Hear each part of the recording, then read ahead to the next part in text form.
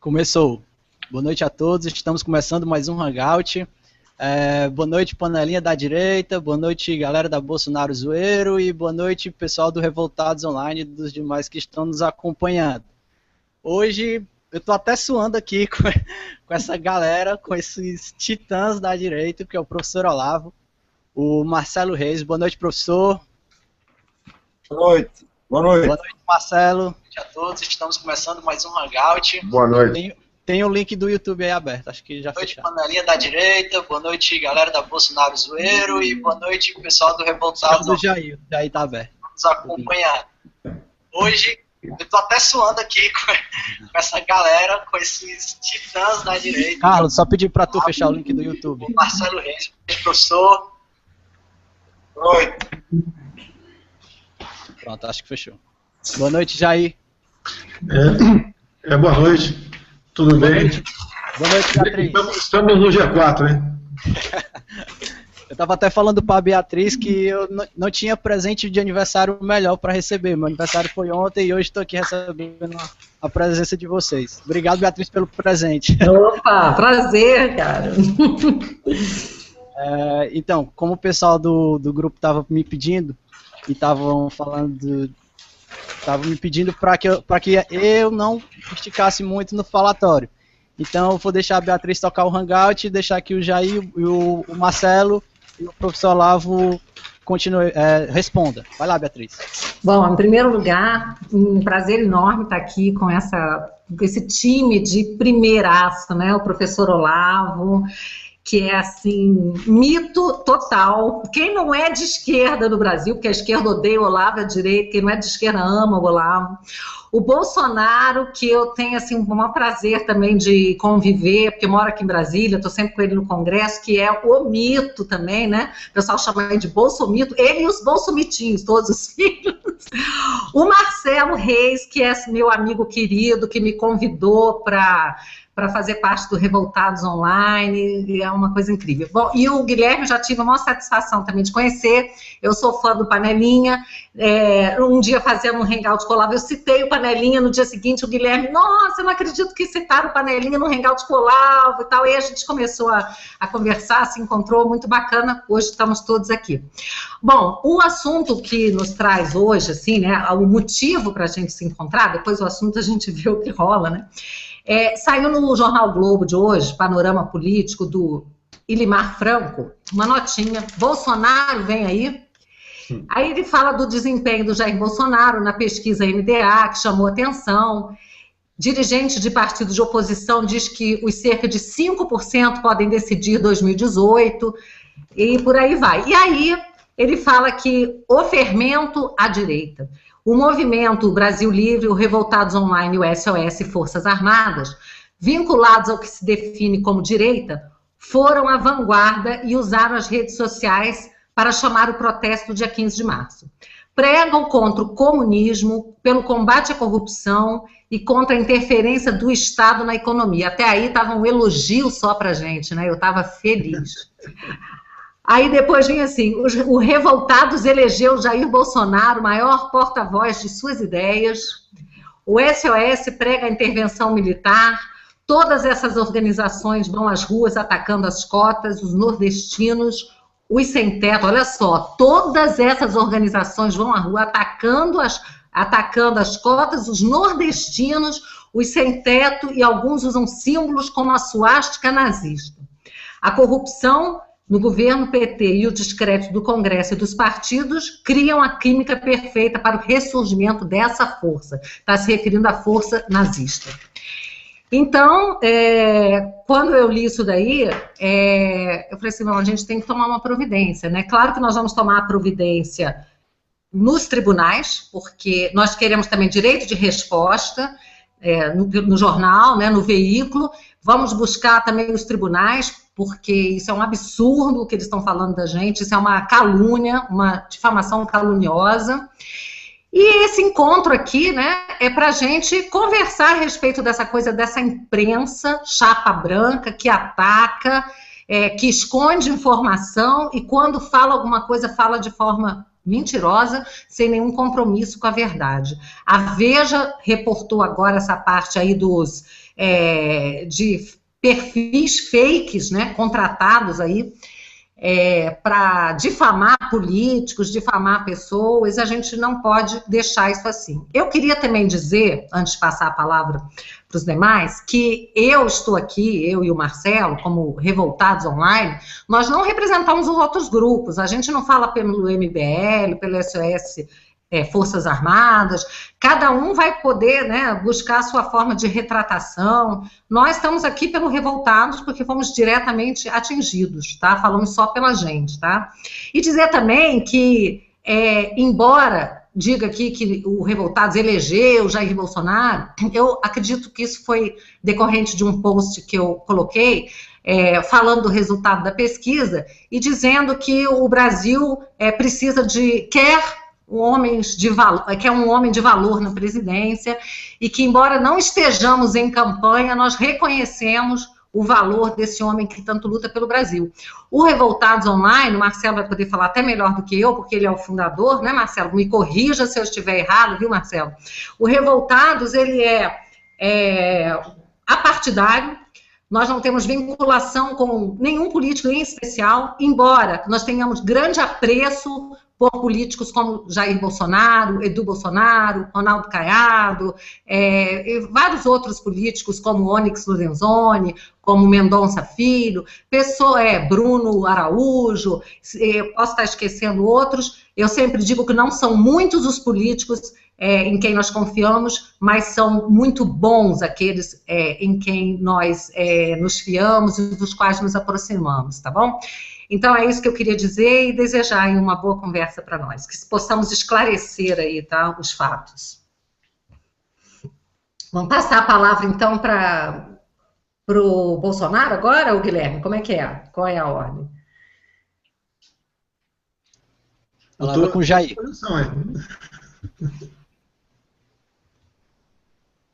Pode falar, Jair. Você só conhece um homem depois que ele chega ao poder, né?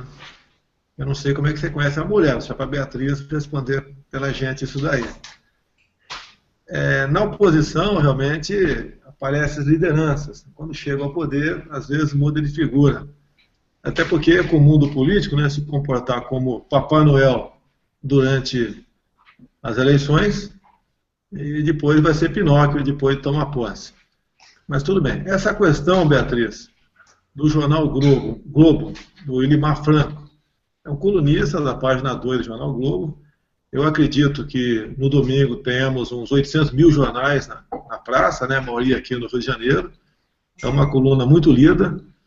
E se nos deu aqui metade da coluna e na parte de cima, é sinal que nós temos algum valor. Lógico, nos tratam ali no momento como se nós tivéssemos 5% de intenções de voto no final de uma campanha e como se fosse uma boiada. Está à disposição aí, alguém vai vender essa boiada aqui para quem quiser, porque a decisão nas últimas eleições, né, estão abaixo deste percentual. Não é assim. A primeira vez que eu apareci numa pesquisa, eu fico muito feliz, agradeço a quem citou meu nome, eu vou partir do princípio que não foi pesquisa séria,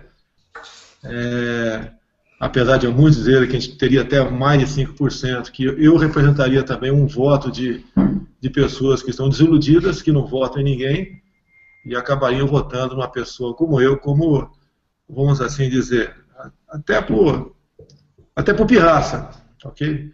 Outros votariam porque confiam no trabalho da gente, que não é de agora. Eu sou oposição desde quando cheguei em Brasília, em 1991.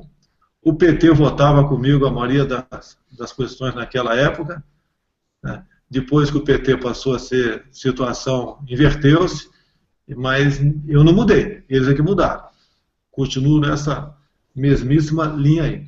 Agora, a matéria do Globo, realmente, como a Beatriz disse, né, falou algumas questões que nós defendemos, não é nós apenas, eu aqui, vocês, dos grupos, todo brasileiro de bom senso, né, que entende um pouco de política, defende. Agora, o que eles pregam ali é a calúnia. É a nossa campanha contra nordestinos. Até no meu Facebook hoje, eu citei que o meu sogro é de Crateús, Ceará. Tá ok? E não tenho problema nenhum com ele, nunca tive com o nordestino nenhum. Quando eu vou falar com uma pessoa, eu não pergunto de onde você é, qual a tua opção sexual, qual a tua religião. Não tem nada disso, a gente conversa, bate um papo e toca o barco para frente. As pessoas que pensam de maneira semelhante, né, a gente agrega e faz uma certa amizade aí e vai para frente.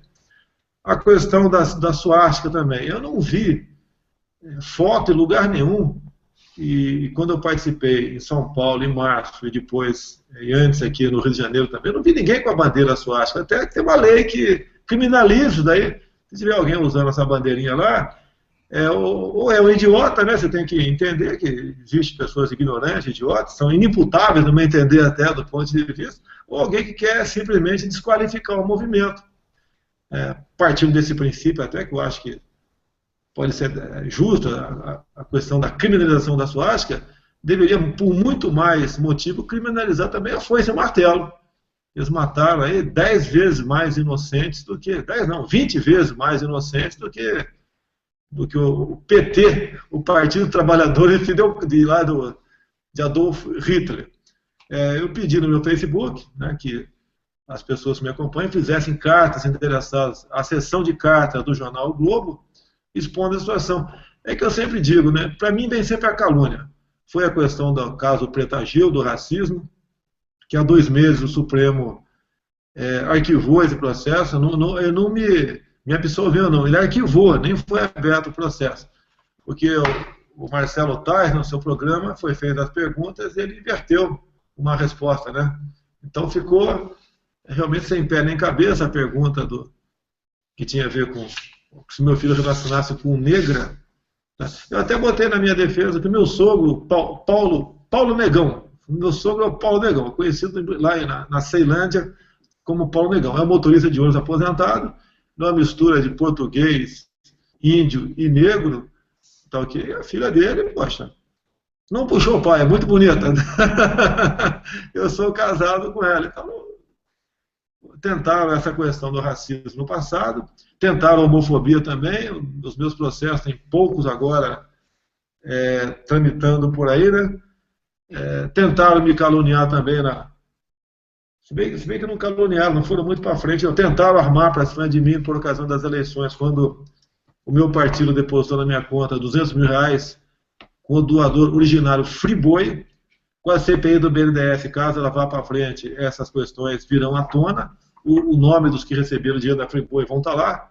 Até a Friboi, né, antes de começar as eleições, recebeu alguns bilhões do BNDES.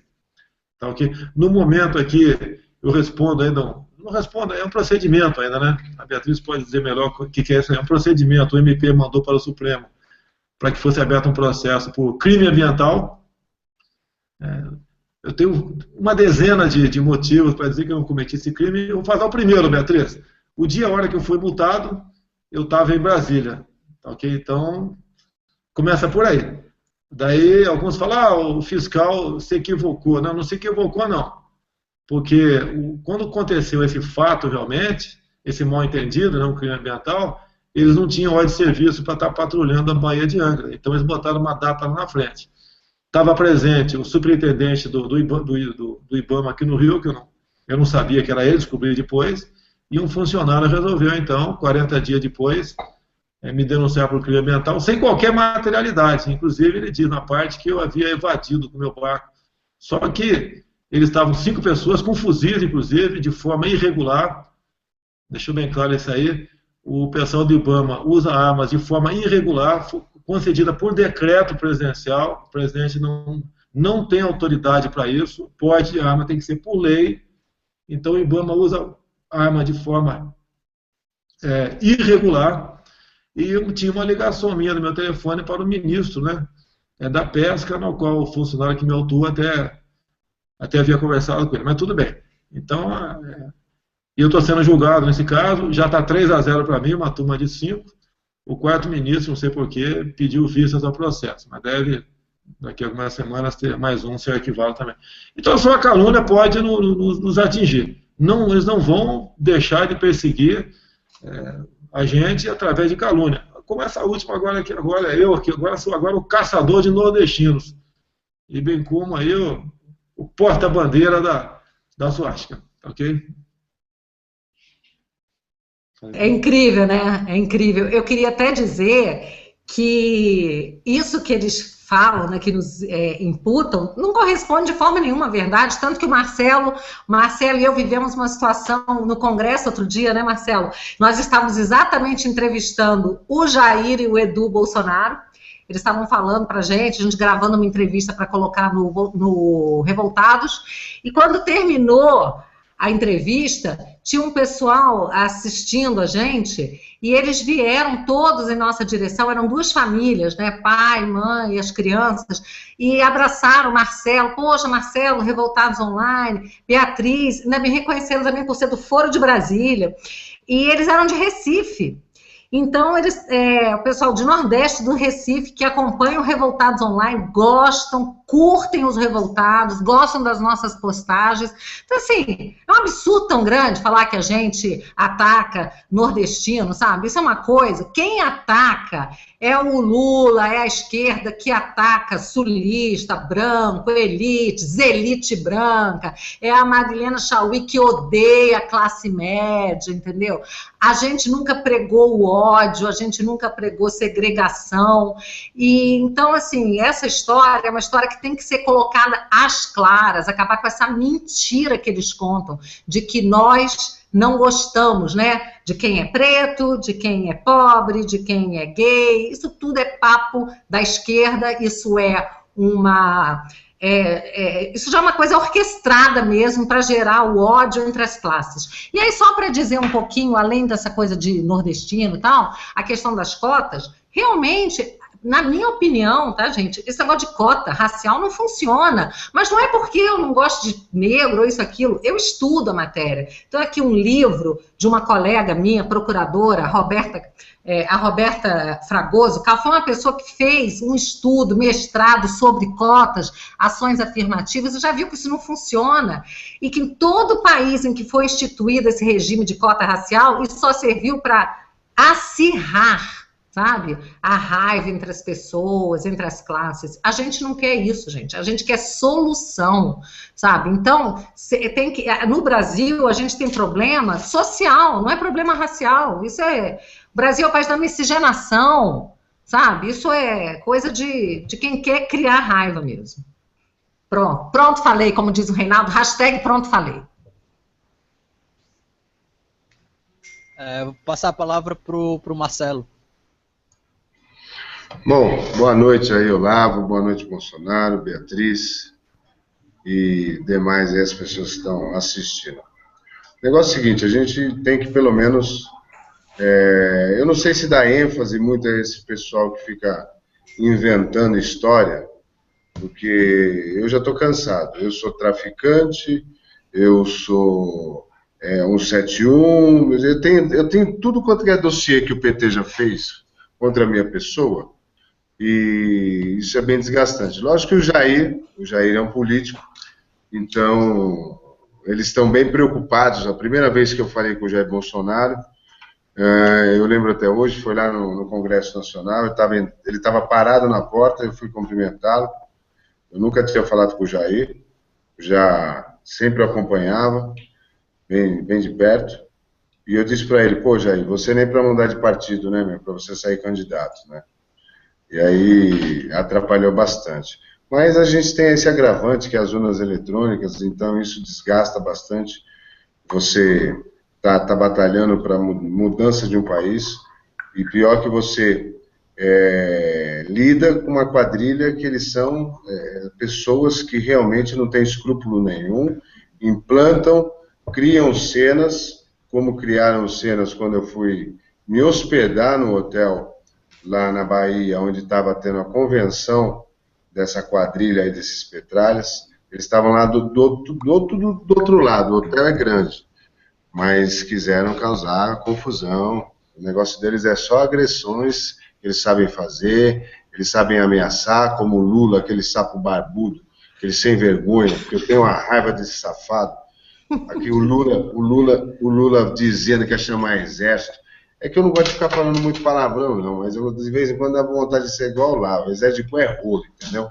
Então, eu tô de saco cheio desse cara, é um bandido safado sem vergonha, o filho dele, milionário, que está aí comprando tudo terra aí, várias pessoas no Revoltados Online já que são fazendeiros, mandando aí informações que eles estão comprando tudo quanto é terra, gastando todo o nosso dinheiro, ficam aí tentando negociar o inegociável, explicar o inexplicável e acham que todos nós somos caras temos cara de palhaço, idiotas, você entendeu? Eles não têm mais argumentos. O argumento da petralhada vai para cima, quer ameaçar. Não adianta mais, são 93% de brasileiros que querem Dilma, Lula e o PT fora daqui. Eles vão para Cuba, que casem lá com o Fidel Castro, estão mandando nosso dinheiro para Cuba, um absurdo. Eu acho um absurdo isso. Quer dizer, Dilma Rousseff, o seu Lula, está pagando quando a Val Palmares era financiada por Cuba. E agora estão pagando com juros de correção monetária com nosso dinheiro. E está achando que a gente é idiota, dá segredo de justiça. Esses caras têm que tomar chibatada, sabe? Porque está tirando demais com a nossa cara. E a nossa justiça, infelizmente, aparelhada, o Supremo Tribunal Federal dá até vergonha, sabe? Então, algumas coisas realmente nesse país têm que ser mudadas. Nós não pregamos violência, nós não pregamos vandalismo, mas também não somos idiotas, entendeu? Botaram um vídeo aí do dia que eu fui na convenção desse cara, não estava hospedado no mesmo hotel, porque nós tínhamos uma manifestação fora do hotel. E não adianta se hospedar em qualquer outro hotel, porque estava cheio de petralha. A Bahia estava fedida, entendeu? Estava fedendo. E aí o que acontece? Eu acabei me hospedando onde já estava a sede dos caras, mas se o hotel permitiu, então eu não vejo mal nenhum. Eu não fui para confrontar ninguém. Pelo contrário, estava tomando meu café. De manhã veio um senador perguntar se não era muita afronta para o PT. Aí eu disse, fala no cu do PT, eu não estou nem aí pro PT. Você entendeu? Meu negócio é Brasil. Os caras só ficam defendendo partidos. Eu estou cansado de político que defende partido. O cara que está na política, ele tem que defender o país. É o Brasil que nós temos que defender. Não ficar defendendo ideologias baratas, porque é impossível, igual o doutor Ives Gandra Martins sempre fala, é impossível ter 33 ideologias diferentes nesse país. Eu acredito que 5 partidos já estavam bom demais, você entendeu? Para ser bem democrático. Um centro, um de direita, um de extrema-direita, um de esquerda e um de extrema-esquerda. Já estava bom demais e não parava essa roubalheira toda que está acontecendo. Hoje montar partido está igual montar empresa nesse país. É lógico que os palhaços aqui ficam pagando a conta, só que antigamente ninguém falava nada. A minha geração foi doutrinada para não discutir religião e futebol, então agora, e política. E agora nós estamos discutindo, nós estamos conscientizando, graças a Deus os jovens estão aí, o movimento MBL que veio aí também, é um movimento que traz bastante jovens. Quem acompanha o Revoltados Online tem uma média de 25 anos até 35 anos. A gente vem crescendo bastante, nunca precisamos ter conchavo, nós nunca tivemos conchavo com político, nem com partido, e olha que eu fui procurado várias vezes, fui acusado de diversas coisas, sofri muitas situações de perder emprego, minha cara está estampada pelo aquele deputado Paulo Pimenta do PT, lá no Congresso Nacional, dizendo que eu era neonazista, dizendo que eu participava de grupo paramilitar armado, skinheads. Não é só porque eu sou desprovido de cabelo que eu sou skinheads, entendeu? Isso aí acho que é bullying também. Então é assim, eu acompanho direto o Olavo, acho o Olavo mó barato, é o cara que senta a porrada mesmo, tem que falar. Bolsonaro também, senta a porrada. Esses caras você não tem mais que ter respeito com esses caras, porque eles não têm respeito com vocês. Com a gente, eles não têm respeito. Então é assim, simplesmente a paciência já estourou. Eu tenho absoluta certeza, isso eu venho falando desde 2013, quando eu fiz uma entrevista com o doutor Ives Gandra Martins, que foi uma entrevista que eu queria dar de presente de Natal para os seguidores aí do Revoltados Online, e o doutor Ives em off tinha me falado que Dilma Rousseff cairia em setembro ou outubro, tá? E eu acredito piamente que ela vai cair setembro, outubro, nosso país está limpo, pelo menos de Dilma Rousseff. O Lula, aquele sapo barbudo, ele não ganha nem para síndico se for na célula. a votação. Se for na urna eletrônica, ele ganha. Agora, se for na célula, ele não ganha nem para síndico. Porque ele está mais queimado que pau de galinha. Você entendeu? E a quadrilha do PT, aí a gente agora vai realmente se esforçar, não é não, doutora Beatriz? Junto com o Foro de Brasília, se esforçar com todos esses juízes, com todos esses promotores, procuradores, para que a gente possa encerrar essa quadrilha aqui, tirar fora daqui, porque não dá para ficar dentro da nossa Constituição. Nós já temos aí como provar que eles, ligados ao Foro de São Paulo, eles podem ser extintos. E acabou, por isso que o Lula agora fica aí chutando a Dilma, está desesperado. Não tem jeito, igual o Abraham Lincoln, não dá para esconder de todo mundo o tempo todo. Uma hora vai abrir, e graças a Deus veio aí o Sérgio Moro, o juiz Sérgio Moro, que está fazendo um ótimo trabalho, aproveitando o gancho, já para dar uma esclarecida esse negócio do Cunha com o juiz Sérgio Moro. O juiz Sérgio Moro não estava investigando o Cunha, simplesmente o delator citou o nome do Cunha. E aí o Cunha, como tem foro privilegiado, e realmente ele só pode ser julgado na última instância, e eu acredito que o foro privilegiado é bom para os brasileiros, porque, queira ou não, se um deputado fosse julgado numa instância comum, aí de repente ele é amigo do juiz, o juiz engaveta aquilo lá e nunca aquilo lá vai ser julgado na vida. Então, como é na última instância, já não tem para onde recorrer. Infelizmente é que o STF está corrompido, está na lama petista, né? Se venderam. E isso nos envergonha profundamente. Eu queria já passar a palavra para o professor, porque eu quero aprender.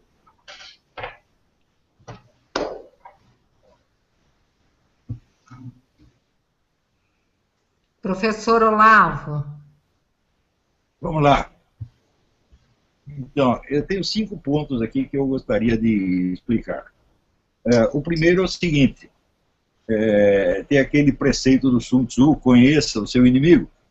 E é um preceito que o pessoal direitista, conservador, liberal, faz questão de não cumprir jamais. Quer dizer, tudo que a esquerda faz, eles fazem questão de não saber. Tá certo? Então, até hoje, não existe um estudo sobre a penetração da esquerda na imprensa, na mídia, que é a coisa principal do esquema gramsciano. Essa ocupação começou muitos anos atrás, começou nos anos 40, tá certo? E por volta dos anos 60, o pessoal do Partido Comunista já tinha o controle completo das redações. Em todos os sindicatos de jornalistas do Brasil, sempre onde tinha uma eleição, você tinha 2 chapas, as 2 do Partido Comunista. Isso em todos os sindicatos, sem exceção. Quando o pessoal fala de ter sido pressionado, caluniado, difamado por algum jornal, eu respondo o seguinte: você não imagina o que um jornalista passa dentro da redação sem desagradar a esquerda. Você não tem a menor ideia. É a discriminação total. Eles fazem você se sentir um rato.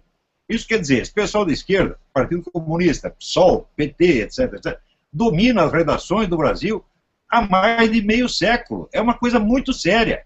Você vê, nos anos 90, o Sindicato Jornalista de São Paulo publicou um livro comemorativo chamado 60 anos de história do jornalismo paulista. E tinha lá todas as grandes figuras do jornalismo, com 100 personagens. Desses 100, apenas 2 não eram comunistas. De maneira que se você publicasse 60 anos de história do Partido Comunista em São Paulo, seriam as mesmas pessoas. Então, este é um fenômeno de extrema gravidade que o pessoal, vamos dizer, da direita, liberais, conservadores, não tem levado a sério. Quer dizer, a mídia foi entregue para essas pessoas. Vou contar um episódio para vocês. No tempo dos militares, houve um coronel de serviço de inteligência que descobriu que na redação da Zero Hora havia 16 indivíduos ligados aos movimentos terroristas. 16. Chamou os donos da Zero Hora e disse: olha, vocês têm que botar esses caras para fora, isso não é possível, eles estão mentindo contra nós o tempo todo. Muito bem, a direção da Zero Hora tentou demitir os 16. Falou: mas se eu demitir os 16, o jornalismo em Porto Alegre para. Né? Por quê? O Partido Comunista tem o controle total da classe. Eu sei disso. Como é que eu comecei a tomar consciência disso? Quando eu entrei, eu não entrei no Partido Comunista, eu entrei na dissidência, aquela do Marighella. Né? E a minha primeira função ali foi participar, foi ajudar na eleição do Sindicato Jornalistas, onde havia uma chapa de renovação, que era a nossa, e havia uma outra chapa, que era o dos velhos, dos pelegos, etc., que também eram companheiros do partido. Então estava tudo combinado por trás. Quer dizer, você na Assembleia falava mal dos caras e depois ia tomar cafezinho com os camaradas, os companheiros. Isso foi nos anos 60, gente. Né? Então, esse controle existe até hoje. Dentro das redações, a pressão é uma coisa incrível. Você vê que já nos anos 60, 70, o pessoal do partido conseguiu se livrar de todos os colunistas que não seguiam a linha do partido. Eu só lembro assim, de três nomes, o Lenildo Tabosa Pessoa, no Jornal da Tarde, o Gustavo Corsão e o Nicolas Boer, eram caras conservadores. Todos eles foram postos para fora do jornalismo já nos anos 60, 70, no tempo dos milicos. Quer dizer, no tempo dos milicos, o Partido Comunista exercia, dentro das redações, uma ditadura muito pior do que os milicos exerciam no país inteiro. Até hoje não se estudou isso. Mais ainda, desses nomes que dominam a imprensa no Brasil, muitos deles constam nos arquivos da STB, o Serviço Secreto da Tchecoslováquia, que é o que atuava no Brasil, porque a KGB, para os países do terceiro mundo, ela usava o Serviço Secreto dos países satélites, e no Brasil era a Tchecoslováquia, assim como no Oriente Médio era a Romênia, e assim por diante. E tem esse rapaz, o Mauro Abrantes, que tem feito uns vídeos no YouTube, mostrando os arquivos, os documentos da STB, que agora foram divulgados na Tchecoslováquia. Está o nome dessa gente toda lá. Quer dizer, não é que o sujeito era comunista, apenas um militante comunista. Não, é o homem da KGB, meu Deus do céu. E até hoje não tem um estudo para dizer quem são esses caras. Eu sei o nome de todos os que trabalharam para a KGB. Todos. Eu não posso dizer ainda, porque eu pessoalmente não tenho as provas. Mas esse Mauro Abrantes está coletando as provas uma por uma. Então, é uma coisa de uma gravidade extraordinária. Não é uma coisa assim, eles têm um preconceito contra a gente. Não, isso é um trabalho sistemático. Segundo item, quais são os princípios, vamos dizer, da retórica, da linguagem usada? São sempre os mesmos preceitos, os mesmos lugares comuns, os mesmos chavões, criados pelo governo soviético na década de 30. De 30. Então eu vou ler aqui uma coisa para vocês, que o Otto Maria Karpov, que ninguém vai dizer que era direitista, escreveu, publicou num livro chamado Livros na Mesa, em 1960. Né? Então ele diz aqui: um dos piores recursos permanentes, e que se nos afigura de atualidade premente num ano eleitoral, é a alternativa imposta. Durante anos foi a consciência europeia maltratada pela suposta obrigação de escolher entre Hitler e Stalin. Ou seja, se você não está do lado de Stalin, você está do lado do Hitler. Né? Não há outra alternativa, diziam. Depois quer nos obrigar a consciência mundial a escolher entre Stalin e Foster Dulles, que era o secretário de Estado americano. Não há outra alternativa. E depois, em toda parte, continuam impondo essas alternativas, tão parecidas com a luta absurda entre as duas casas de Montagu e Capulet, no Romeu e Julieta. Então, o homem estava reclamando disso em 1960. Né? Agora, quando você os desagrada, o que eles dizem? Você não está do nosso lado, então você é nazista. É a mesma figura de linguagem, é um negócio repetitivo, é uma macaqueação, uma papagaiada que vem desde os anos 30. Então, a retórica do Partido Comunista é reconhecível em toda essa linguagem deles. Então, não é de espantar. A mim, o que eles já fizeram? Já escreveram textos nazistas e publicaram em sites nazistas com o meu nome. Se eu não tivesse denunciado na época, eu estaria também carimbado. Tá certo? Então, olha, eu sempre tenho, quando o cara vem com uma conversa dessa, eu tenho uma resposta padrão. Vocês me desculpem, mas é a que eu tenho. Você diz, você é racista? A resposta padrão é a seguinte: racista é o cu da sua mãe. Ponto. Nazista é o cu da sua mãe. Ponto. Tá? E olha, isso aí é se eu tiver muita caridade pelo senhor, o que o certo seria processar o nego. Como eu processei já 2 que falaram coisa desse tipo, e depois daí foram chorar lá perante o juiz. Eu não quis dizer isso. Né? Não vou dar nem os nomes dos 2 engraçados. 2 figuras importantes do Murinho Carioca. Né? Processei os 2 foram pedir pinico. O que eles iam fazer? Então, essa gente tem que ser processada, tem que levar para a justiça. Chega na hora, chegou lá tudo choramingando, porque essa gente, veja, não tem bolas. Eles, para atacar um, eles precisam reunir pelo menos 100. E dentro das redações, isso são 100 ou 200 fazendo pressão contra um, até esse um ceder ou ir embora. Né? Em terceiro lugar, tudo isso aí são procedimentos técnicos de desinformação. Quando eu falo desinformação, o pessoal abusa da palavra desinformação, chamando qualquer mentira de desinformação. Não, não, não. Por exemplo, se um cara no jornal do PT, no jornal do Partido Comunista, mente contra o homem da direita, isso não é desinformação, isso é propaganda.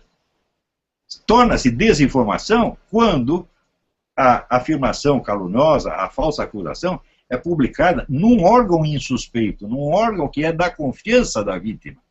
Então você tem que pegar o Estadão, tem que pegar o Globo, jornais que em outras épocas tinham a fama de direitista. Então eles estão lá nesses jornais para fazer isso, para fazer a desinformação. Então, se o Globo te chamou de nazista ou de racista, é insuspeito, porque é um órgão conservador, é um órgão da direita. Então, isso tudo são procedimentos aprendidos no Partido Comunista, gente. Isso é desinformação, é técnica mesmo, não é uma coisa de que um preconceito que o cara escreveu. Não, ele é instruído para fazer isso. São profissionais e fazem o tempo todo. Enquanto nós não estudarmos esse domínio esquerdista nas redações e não pusermos esses filhos da puta para fora da mídia de uma vez para sempre, nós não teremos um jornalismo decente no Brasil. Então, vou dizer, o jornalismo brasileiro maciçamente é órgão dos partidos de esquerda. O que aconteceu na Veja? Por que a Veja está seguindo uma outra linha? Muito bem. Eu lembro quando Augusto Nunes foi nomeado diretor da época. Né? A redação inteira da época queria matá-lo. Né? E ele conseguiu um abrigo na Veja. E a Veja foi ele, foi o Reinaldo Azevedo, foi a Joyce Hasselmann. Então, na Veja não está vigorando essa hegemonia. Você tem um espacinho, mas é só a Veja. Felipe Moura Brasil, não é isso? Então, é só a Veja. Outra coisa, as pessoas se confundem achando que os jornais atendem o interesse das empresas. Não é verdade, não é verdade. Porque se você ver, pronto, a Veja recebeu muito dinheiro do governo petista, e nem por isso ela deixou de denunciar os crimes do PT. Não existe esse negócio de interesse da empresa nas páginas noticiosas de um jornal. A redação é absolutamente soberana. Nenhum empresário de mídia tem a coragem de contrariar a sua redação, que é maciçamente comunista. Então, ou ele é comunista também, ou pró-esquerdista, como é o caso do Otávio Frias, ou então ele tem que ficar bonzinho no lugar dele, como é o caso do João Roberto Marinho e outros tantos. O dono não tem autoridade sobre a redação, isso é fundamental. E a redação é um feudo do antigo Partido Comunista ou dos novos partidos de esquerda. E, evidentemente, eles usam a técnica de seguinte: eles dominam todos os canais de comunicação e, ao mesmo tempo, eles fazem de conta que o comunismo não existe. E você fala em comunismo, você é louco. Então, é aquele negócio de se fazer de morto para assaltar o coveiro.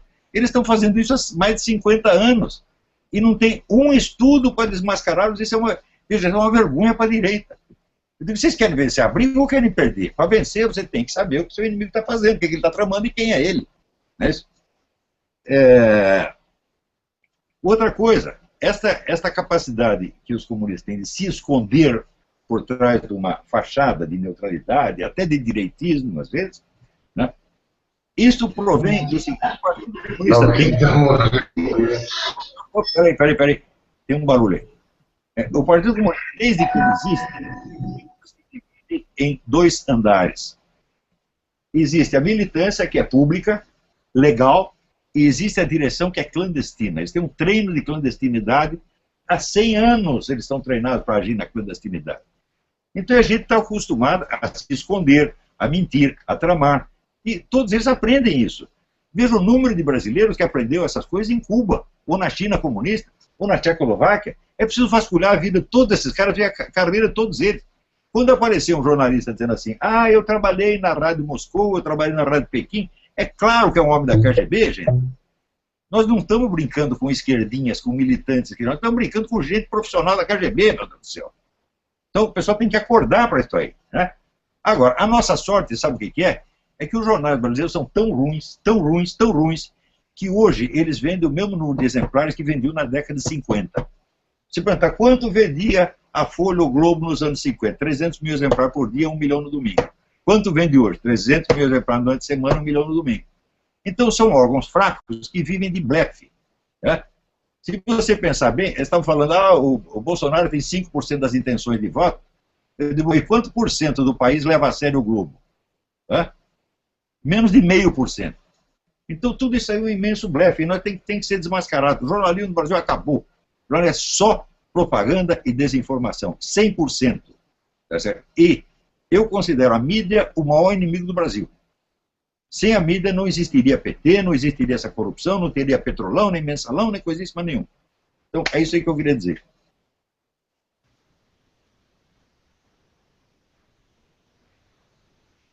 Aqui, peraí. Deixa eu voltar aqui uma coisa. Professor Olavo, estão ouvindo? Tá. O senhor tinha falado que sobre 5 pontos, né? Os 5 foram já esclarecidos? Deixa eu repetir. Primeiro, né, é o controle das redações pelos partidos de esquerda. Segundo, as figuras de linguagem repetitivas de propaganda, os slogans de propaganda. Terceiro, o próprio procedimento de desinformação e técnica de desinformação. 4, o comunismo como uma entidade clandestina. E 5, vamos dizer, a fraqueza e o blefe da mídia nacional. Ok. Tá certo.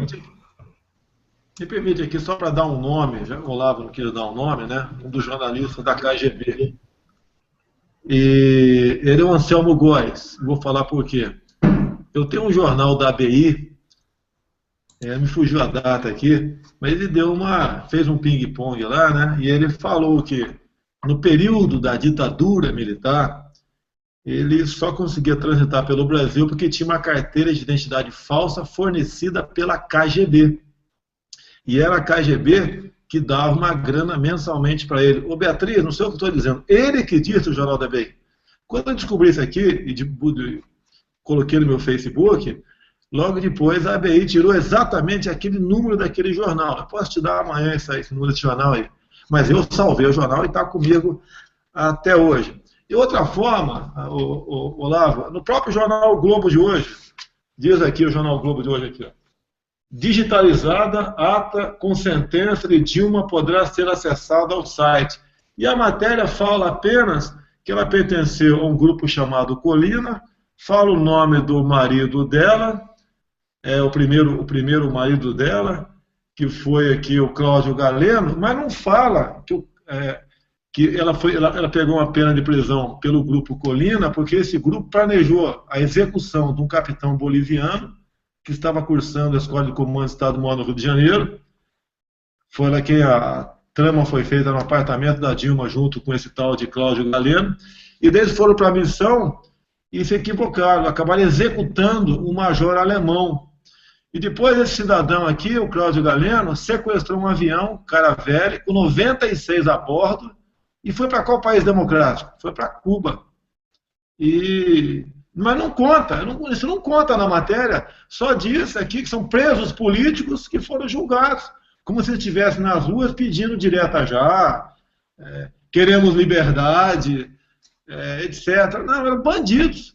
E naquela época, o dinheiro aqui, em parte, vinha da Coreia do Norte, via Cuba, né, e vinha para financiar a luta armada aqui no Brasil.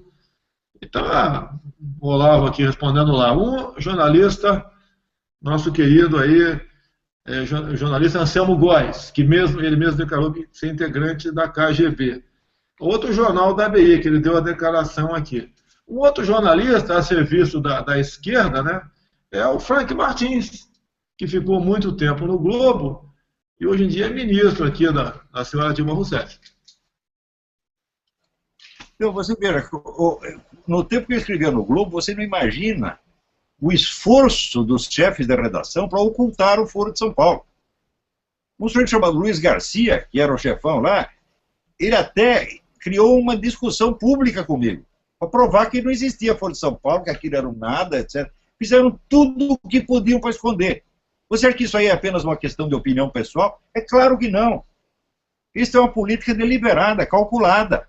E quem está calculando? Os partidos de esquerda. Então nós estamos permitindo que esses partidos monopolizem todos os canais de informação, menos um, que é a Veja, e a internet. O resto eles mandam em tudo. Como é que nós podemos permitir uma coisa dessa e querer uma democracia? Isso é absolutamente impossível. Não existe democracia sem a livre circulação das informações. Como é que toda a mídia brasileira conseguiu esconder o Foro de São Paulo durante 16 anos? Isso é o maior escândalo da história da mídia mundial.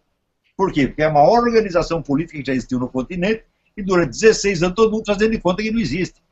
Agora, o foro reunia presidentes de países, comandantes de forças armadas, deputados, senadores, de 2 dezenas de países. E se reunia. E outra coisa, quem paga tudo isso? Quem financia o Foro São Paulo? É proibido perguntar. Então, durante 16 anos, esconderam tudo, conseguiu furar essa barreira, mas eu sei o que eu paguei para isso. Eu sei o quanto me custou essa porcaria. Então, eu não estou reclamando, não, acho ótimo. Quando me demitiram do Globo, achei excelente. Me livrei daquele bando de filho da puta. E não preciso de Globo nenhum, quer dizer, eu faço a minha difusão do meu jeito e alcanço o público da mesma maneira.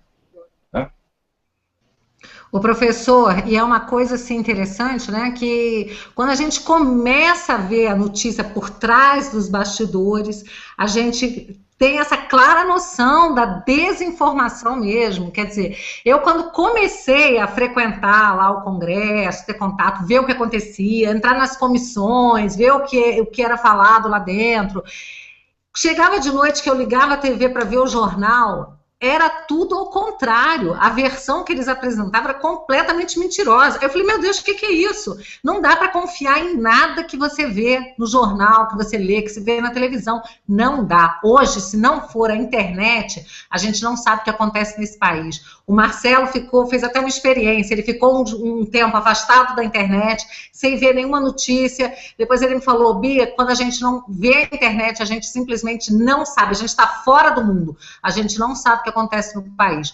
O que chega pra gente é tudo mentira. Eu fiquei assim, quando eu comecei, né, foi bem no comecinho, foi no ano passado, lá para outubro do ano passado, que eu comecei a me envolver com a política, querer saber, me interessar realmente. E aí eu falei assim, meu Deus, é muita mentira. Eu cheguei a ficar chocada, porque eu estava lá dentro, eu vi a cena acontecer quando ligava a televisão, uma mentira deslavada sendo mostrada, e é o que todo mundo acredita. E o pior, sabe o que é? A gente fica nesse mundo de internet, a gente acha que todo mundo está sabendo, mas quando eu saio um pouco, por exemplo, esses dias eu viajei a São Paulo no avião, as 2 pessoas que estavam do meu lado, pessoas que você olha, as pessoas bem informadas, né, que trabalham, inclusive prestando serviços, né, uma empresa prestava serviço para a Petrobras, eles não tinham noção de nada que estava acontecendo no país, porque não acessam o Revoltados Online, viu, Marcelo? A menina não sabia, por exemplo, que foi feito pedido de impeachment, que teve caminhada do MBL para cá, não sabia nem que na Venezuela hoje é uma ditadura. Eu falei para ela assim, para de ler jornal e vai curtir a página do Revoltados Online, minha filha, para você saber o que se passa nesse país, porque não é possível um negócio desse. É muita ignorância ainda, as pessoas ainda estão muito por fora. É um número muito pequeno de pessoas, comparado com a nossa população, que realmente sabe o que está acontecendo. Não é verdade, professor? E esse é que é o problema. A mídia é o grande problema no Brasil. A mídia é o maior inimigo do Brasil. E não é uma coisa que ele pensar assim, não, eles são esquerdistas. Não, eles são profissionais, meu Deus do céu. Isso é tudo combinado, calculado, e o pessoal segue a linha do partido assim fielmente. O que o partido manda esconder, eles escondem. Então, com essa mídia, jamais podemos ter justiça no país. Nós precisamos quebrar essas firmas, quebrar essas organizações. Assim, quebrar a espinha desses caras, pô. Precisa denunciá-los insistentemente, precisa fazer passeata na porta dele, xingando os caras de vagabundo, mentiroso, filho da puta. É isso que tem que fazer. Assim como pega o ministro no restaurante para xingar o cara, quando pegar o Otávio Frias, pegar o João Roberto Marinho, tem que fazer a mesma coisa. Filho da puta, mentiroso. Você é o inimigo do Brasil. É assim que tem que... Eles são piores do que qualquer ministro, meu Deus do céu. O ministro passa pelo cargo e vai embora. Esses caras estão lá o tempo todo. Estão há 40, 50 anos mentindo e puxando o saco dos esquerdistas da redação. Então, se vamos dizer, não investir seriamente contra a mídia, não vamos conseguir nada. Eu acho que é isso mesmo. A gente tem que começar a desconstruir. Ontem, acho que foi ontem ou antes de ontem, que o Ministério Público, lá em Curitiba, né, os procuradores apresentaram, foi na sexta-feira à tarde, eles fizeram uma coletiva e apresentaram, né, tudo que eles já tinham feito, todo o trabalho da Operação Lava Jato. Eu assisti tudo ali pela internet, ao vivo. Quando terminou, a Globo News falou assim, agora com vocês, a Cristiane Lobo vai interpretar o que foi dito. Meu Deus, socorro, socorro. Cristiane Lobo interpretando o que os procuradores falaram. Eu prefiro ficar com o que eu ouvi, né? Pelo amor de Deus, né? Então, assim, essas menininhas do Jô, quer dizer, antes de eu conhecer, eu assim, achava que tinha algum valor aquilo, né? Que eram jornalistas que sabiam, que passavam informação porque sabiam. Depois você vê que é uma mentirada deslavada. É bom a gente ficar longe. O tema de discriminação e de controle que eles montaram é uma coisa horrível, e não é de agora. Eu vou lhe dar um exemplo. O Brasil tem um grande escritor chamado Antônio Olinto, cujos livros estão traduzidos em 30 idiomas, no mundo inteiro. Você chega em Bucareste, tem lá a Biblioteca Pública Antônio Olinto. Você tem ideia? Na imprensa brasileira, o nome do Antônio Olinto foi banido durante 30 anos. Não podia sair o nome. Quando os caras, você vê, fizeram essa instrução com o meu respeito, o Milton Temer, assim, do Olavo de Carvalho não se fala. Pronto, ninguém falou mais. Eles fazem isso mesmo. Quer dizer, com que direito esses caras fazem isso? Né? Quem eles pensam que são para eles dosarem o que pode ser, o público pode saber, o que não pode? Quer dizer, a imprensa brasileira é pura censura. Ela todinha. E nós temos que acabar com isso. É claro que existe um mínimo de jornalismo profissional que eles têm que manter só para manter um pouquinho de aparência. Mas é só o mínimo. Né? Então, esse negócio da ocultação do Foro São Paulo por 16 anos, isso é um escândalo. Isso é um estelionato de mídia monstruoso. Esses caras tinham que estar todos na cadeia por ter feito isso. Por quê? Porque isso aí é um crime contra o consumidor. Se você promete o noticiário e você o esconde, você está fazendo propaganda enganosa. Então, tinha que ter queixa em massa da população contra esses caras da delegacia do consumidor. Eu quero um noticiário, eu quero saber as coisas que vocês estão escondendo. Vocês estão só fazendo propaganda de quem vocês gostam. E, certamente, a função do jornal não é essa. Né? Não é isso que vocês prometem na sua promoção, na sua propaganda. Então, se fizer isso, olha, a mídia inteira do Brasil cai. Isso. E aí, Marcelo? O que eu penso é assim, no dia 1º de agosto agora, Revoltados Online vai completar 5 anos de rede social, e graças a Deus nós nunca precisamos, em nenhum momento, dessa mídia vendida que hoje não é marrom e é vermelha. Às vezes bati alguns desânimos em 2011... É vermelha por causa da hemorroida. O cocô sai com sangue. Em 2011, 2012, bati alguns momentos assim de desânimo, porque a gente fazia protesto, marcava e botava 2.000, 10.000 pessoas e vinha a Globo e falava, não, tinha 500. Você entendeu? E não mostrava. Então isso bate na cara dura, até que eu comecei a me revoltar com Folha de São Paulo, me revoltar com o Globo, me revoltar com esses órgãos que realmente não passam a informação correta. E eu tenho uma informação boa, porque o Revoltados Online, graças a Deus, sempre teve assim muita audiência. No Facebook, nós praticamente não perdemos para nenhuma delas, nem para a Rede Globo de televisão, que tem 10 milhões de pessoas que curtem lá. Nós sabemos por que curtem, porque pagam patrocínio, então fica fácil. Nós estamos beirando a 1 milhão de pessoas e nunca foi pago um patrocínio no Revoltados Online para alavancar ou trazer pessoas para curtirem lá o nosso trabalho. Porque isso é um trabalho árduo, algumas pessoas... Alguns petralhas tentam desmoralizar esse trabalho, mas não é fácil você ficar dedicado mais de 18 horas por dia. A Beatriz aí acompanha, aí, nós temos milhares e milhares de mensagens. Você também averiguar se várias denúncias que a gente recebe são verídicas ou não. Como nós somos só focados inicialmente no governo federal, então nós estamos focados quem é que está lá no poder. PT, PMDB e assim por diante. Ficam falando que o Revoltados Online tem conchavo com o PSDB. Não, nunca teve, nunca vai ter. Se tivesse o Aécio Neves lá metendo a mão, a gente ia estar em cima dele do mesmo jeito, e batendo porrada, tomando porrada e assim por diante. Vai que vai, porque o que nós queremos, eu principalmente, fundei Revoltados Online, faço o meu trabalho, eu e mais 6 pessoas, há anos, de caçar pedófilo na rede social. Hoje já tem software, então fica mais fácil o trabalho para administrar, mas você ficar analisando o perfil de pedófilo, de repente, quem está nos ouvindo aí, sua filha de repente até poderia ser vítima, e a gente evitou várias.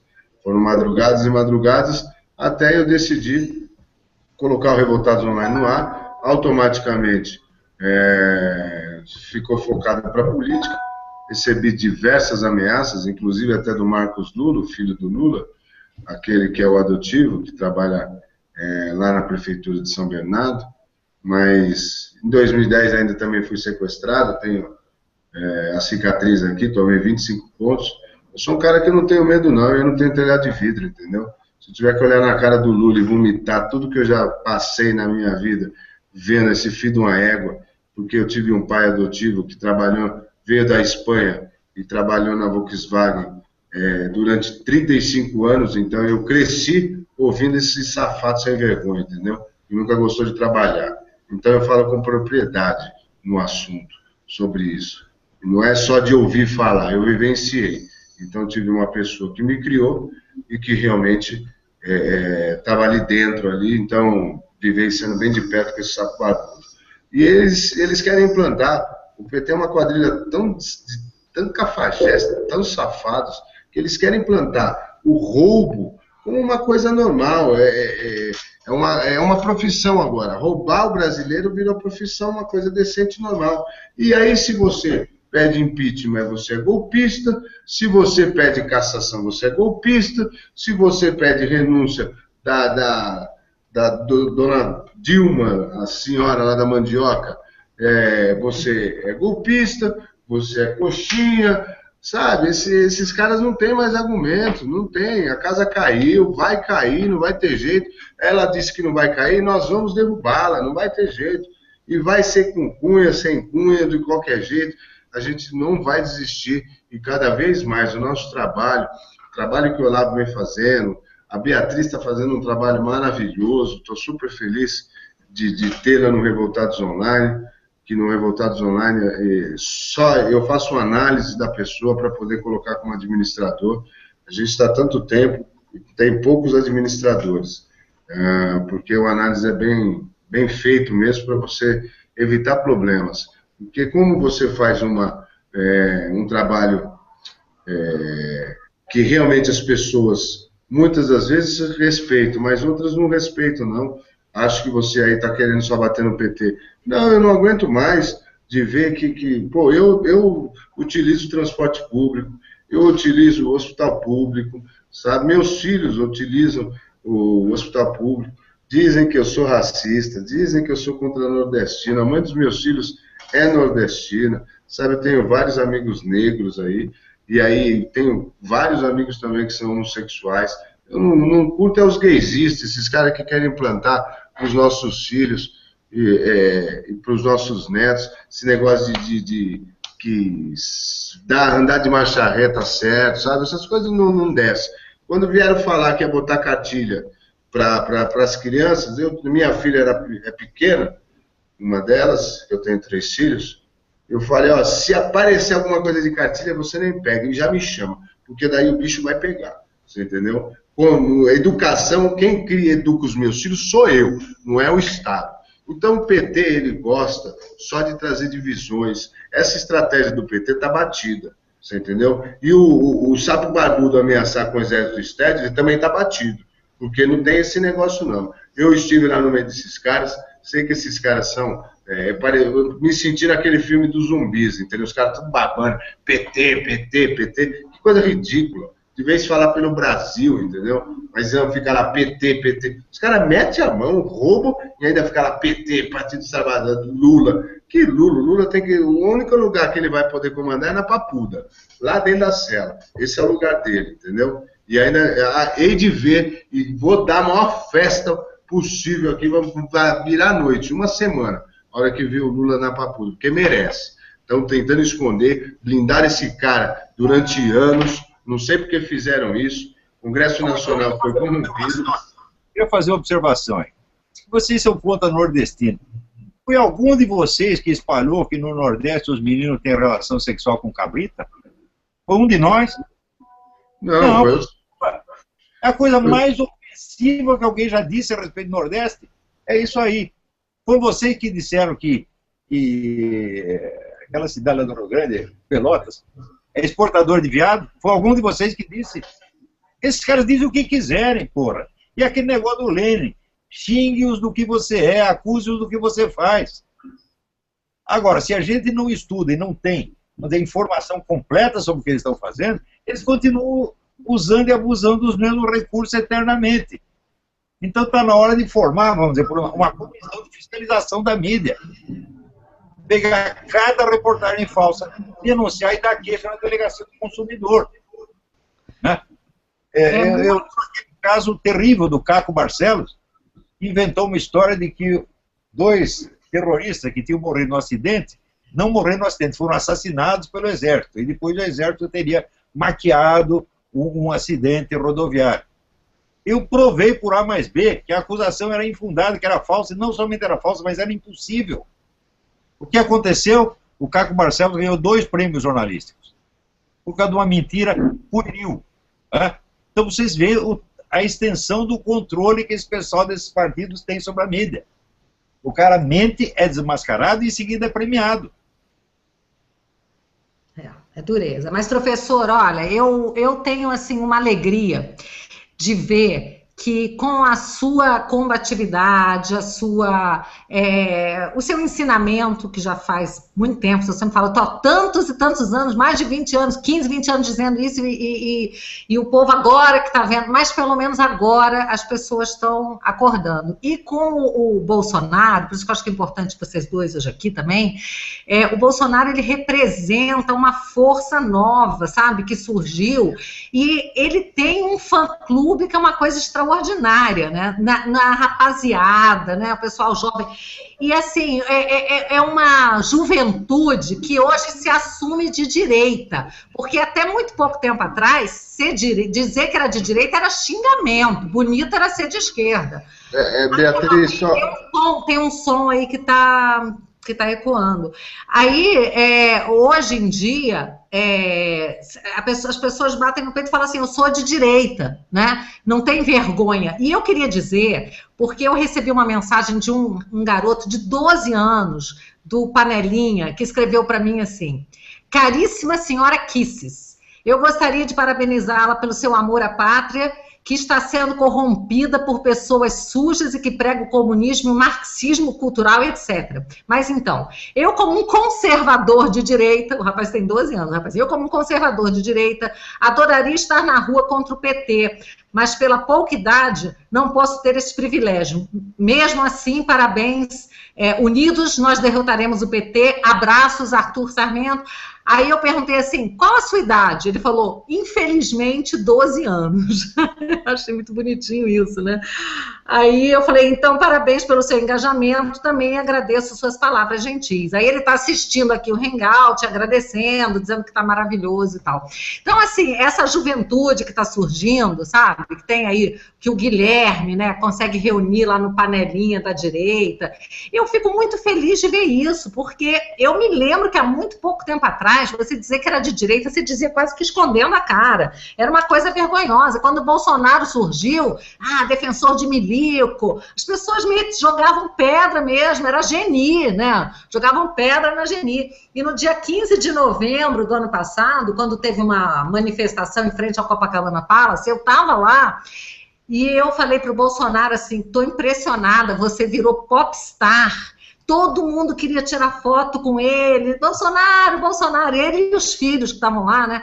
Então, assim, eu falei, nossa, eu não esperava por isso, né? Ele, assim, super querido, admirado, e foi essa mudança toda. E isso é graças a esse trabalho do professor Olavo, do Bolsonaro, dessas pessoas do bem, e o PT e a esquerda estão sendo desmascarados a cada dia, Cada dia que eu acordo, eu fiz, qual é a boa do dia, né? Então, assim, na semana passada foi a história do passaporte. Eles lançaram um novo passaporte sem o brasão da República, tiraram as armas do Brasil do passaporte novo. Isso é uma coisa que o Ministério da Justiça fez. O Foro de Brasília já entrou com uma ação popular. Vamos aguardar, ver se a gente consegue uma liminar, porque eles querem roubar a nossa identidade, eles querem roubar tudo da gente, não é só o dinheiro não, é a nossa identidade, o sentimento de ser brasileiro. Eles querem acabar com o Brasil, criar isso aqui, a pátria grande da América sul-americana e ferrou, né? Eles querem tirar tudo da gente, mas a gente não vai deixar, não. A guerra é grande, né, professor? Você sempre fala, né, que o inimigo é gigante. A gente sabe, né, mas é que a gente vai lutando a cada dia um pouquinho, né? Auspicioso é o seguinte, esse pessoal do PT, eles caíram fora da realidade completamente, eles estão incapazes de diagnosticar a sua própria situação. Outro dia lançaram um livro, diz, agora vamos reagir, e lançaram um livro contra o tucanato, né? Quer dizer, a privataria tucana, um negócio de 12 anos atrás. Então, primeiro, eles acreditam realmente que o inimigo deles é o PT, é o PSDB, é o tucanato. Não, o inimigo é nós, pô, que não tem partido nenhum. O PSDB está ajudando vocês. Quer dizer, eles não sabem mais quem é o inimigo, eles não sabem quem atirar, estão dando tiro pro ar, né, arrotando importância e cada vez mais alienados. A gente vê as reuniões, as assembleias deles, as análises que eles fazem são totalmente fora da realidade. Isso é bom, porque eles estão, tem aquele ditado, aquele que os deuses querem destruir, primeiro eles enlouquecem. Já enlouqueceram. Dilma está louca, Lula tá louco, né? Esse pessoal todo fora de São Paulo está tudo louco, eles estão fora da realidade. Eles não sabem em quem atirar. Por que eles não sabem em quem atirar? Porque os inimigos deles estão em toda parte, estão nas ruas, é o Brasil inteiro. Eles não podem com isso aí. Então eles têm que personalizar e dizer, é o FHC, e ao mesmo tempo vão pedir socorro para o FHC, é o Zé Serra, e vão pedir socorro para o Zé Serra. Então eles não sabem mais o que estão fazendo. Então agora a gente tem que bater. É o conselho do meu velho mestre de artes marciais, o falecido Michel Weber. Ele diz, quando começar a bater, não pare mais, senão você vai começar a apanhar. Ô Bolsonaro, Oi. E aí, fala alguma coisa aí para o seu público aí do Panelinha, essa moçada aí que te ama de paixão. Olha só, outro dia, fala isso não é verdade, Bolsonaro. Eu estava no Congresso, a gente estava lá, eu falei, Bolsonaro, tira aqui uma foto comigo. Essa foto é para o pessoal do Panelinha. Aí você riu, tirou a foto, eu mandei para eles. Eles falaram assim, não acredito. Aí eu falei, pô, da próxima vez eu vou filmar, né? O Bolsonaro falando, essa é para vocês. Eles ficaram assim, tão malucos, falaram assim, caramba, obrigada, Beatriz, uma foto que você tirou do Bolsonaro pra gente. Fala uma palavrinha aí pra essa moçada. Eu estou aqui, eu abri o Panelinha aqui, eles estão um pouco ativos aqui, ok? Mas aqui eu tenho aqui entre grupos e pessoas, vou chutar aqui uns 800 aqui no meu WhatsApp. Eu pedi o controle do telefone, no momento tem 57 mil mensagens aqui. Então peço desculpas, que às vezes eu estou dando uma passeada por aqui e o pessoal fala, oi Bolsonaro, fala com a gente. Pô, não dá para falar, é impossível, né? É impossível falar. E às vezes eu fico mais de 1 ou 2 horas limpando aqui os contatos, mas eu aproveito sempre uma coisinha de um de outro. Realmente, Brasil, eu fico muito feliz de ver a molecada. Eu já vi moleque de 7 anos de idade falando que assistia os vídeos meus, né? Agora, o fã-clube do Olavo Carvalho aqui no Brasil é muito grande. Numa campanha ano passado do meu filho em São Paulo, eu marquei amanhã entre 10 e meio-dia, eu vou estar no Largo do Rosário, Campinas. Mais 100 garotos, alguns até com uniforme escolar, né? Quer dizer, alguns mataram aula para bater um papo com a gente lá. Então tem esse lado positivo que nos anima. Por vezes eu vejo o Olavo falando de trabalhar a molecada, trabalhar essa geração, porque a esquerda está décadas à nossa frente. Agora eu acho, Olavo, que esse trabalho de recuperação para o nosso lado está sendo facilitado com os escândalos que vêm à tona. Com essa ladruagem toda, agora, é um processo de ladruagem pela perpetuação no poder, não é apenas botar grana no bolso, não. Para seria menos grave, é para se perpetuar no poder. Você pode ver, a gente vê aqui, quando o Joaquim Barbosa estava lá lendo o seu voto, que ele falou do meu nome, né, que o único que não foi comprado pelo PT que gostou Jair Bolsonaro, porque isso aí, ele fez um levantamento de 4 partidos, né, que era da parte aliada do governo, o meu estava no meio, e pegou essas votações e viu ali que só eu não votava de forma encabrestada com o governo. Agora, todos aqueles que votaram, questões inclusive indigestas para qualquer candidato explicar o seu voto naquela reforma da Previdência, a reforma tributária, etc., tinha que ter alguma coisa realmente para fazer com que ele votasse daquela forma com o PT. Eu até conto um fato, em 2003, quando o Lula assumiu, foi me oferecido a superintendência do aeroporto de Santos Dumont, aqui do Rio de Janeiro. Você pode ver, só uma cantina ali, hoje em dia, dá 200 mil reais por mês, por baixo. Porque um suco laranja está aí R$10, um pão de queijo R$4,50, um misto quente R$14. Eu falo isso, não é porque eu não compro lá não, eu vejo, já tirei fotografia, etc. É um absurdo o preço daquelas coisas ali. Então é a maneira que eles vêm fazendo para comprar consciências, comprar votos. Agora mesmo a questão do Petrolão, é muito fácil me entender, um deputado que tenha seu nome no Supremo, sair fora dessa, é muito fácil. É só ele fazer um levantamento, né, das votações importantes na Câmara e falar, olha, eu não votei essas matérias com o PT, ou seja, eu não recebi nada para votar contra o governo. É fácil sair dessa questão. Vamos ver quem vai ter essa linha, né? E vai buscar esses votos. Uma coisa muito importante.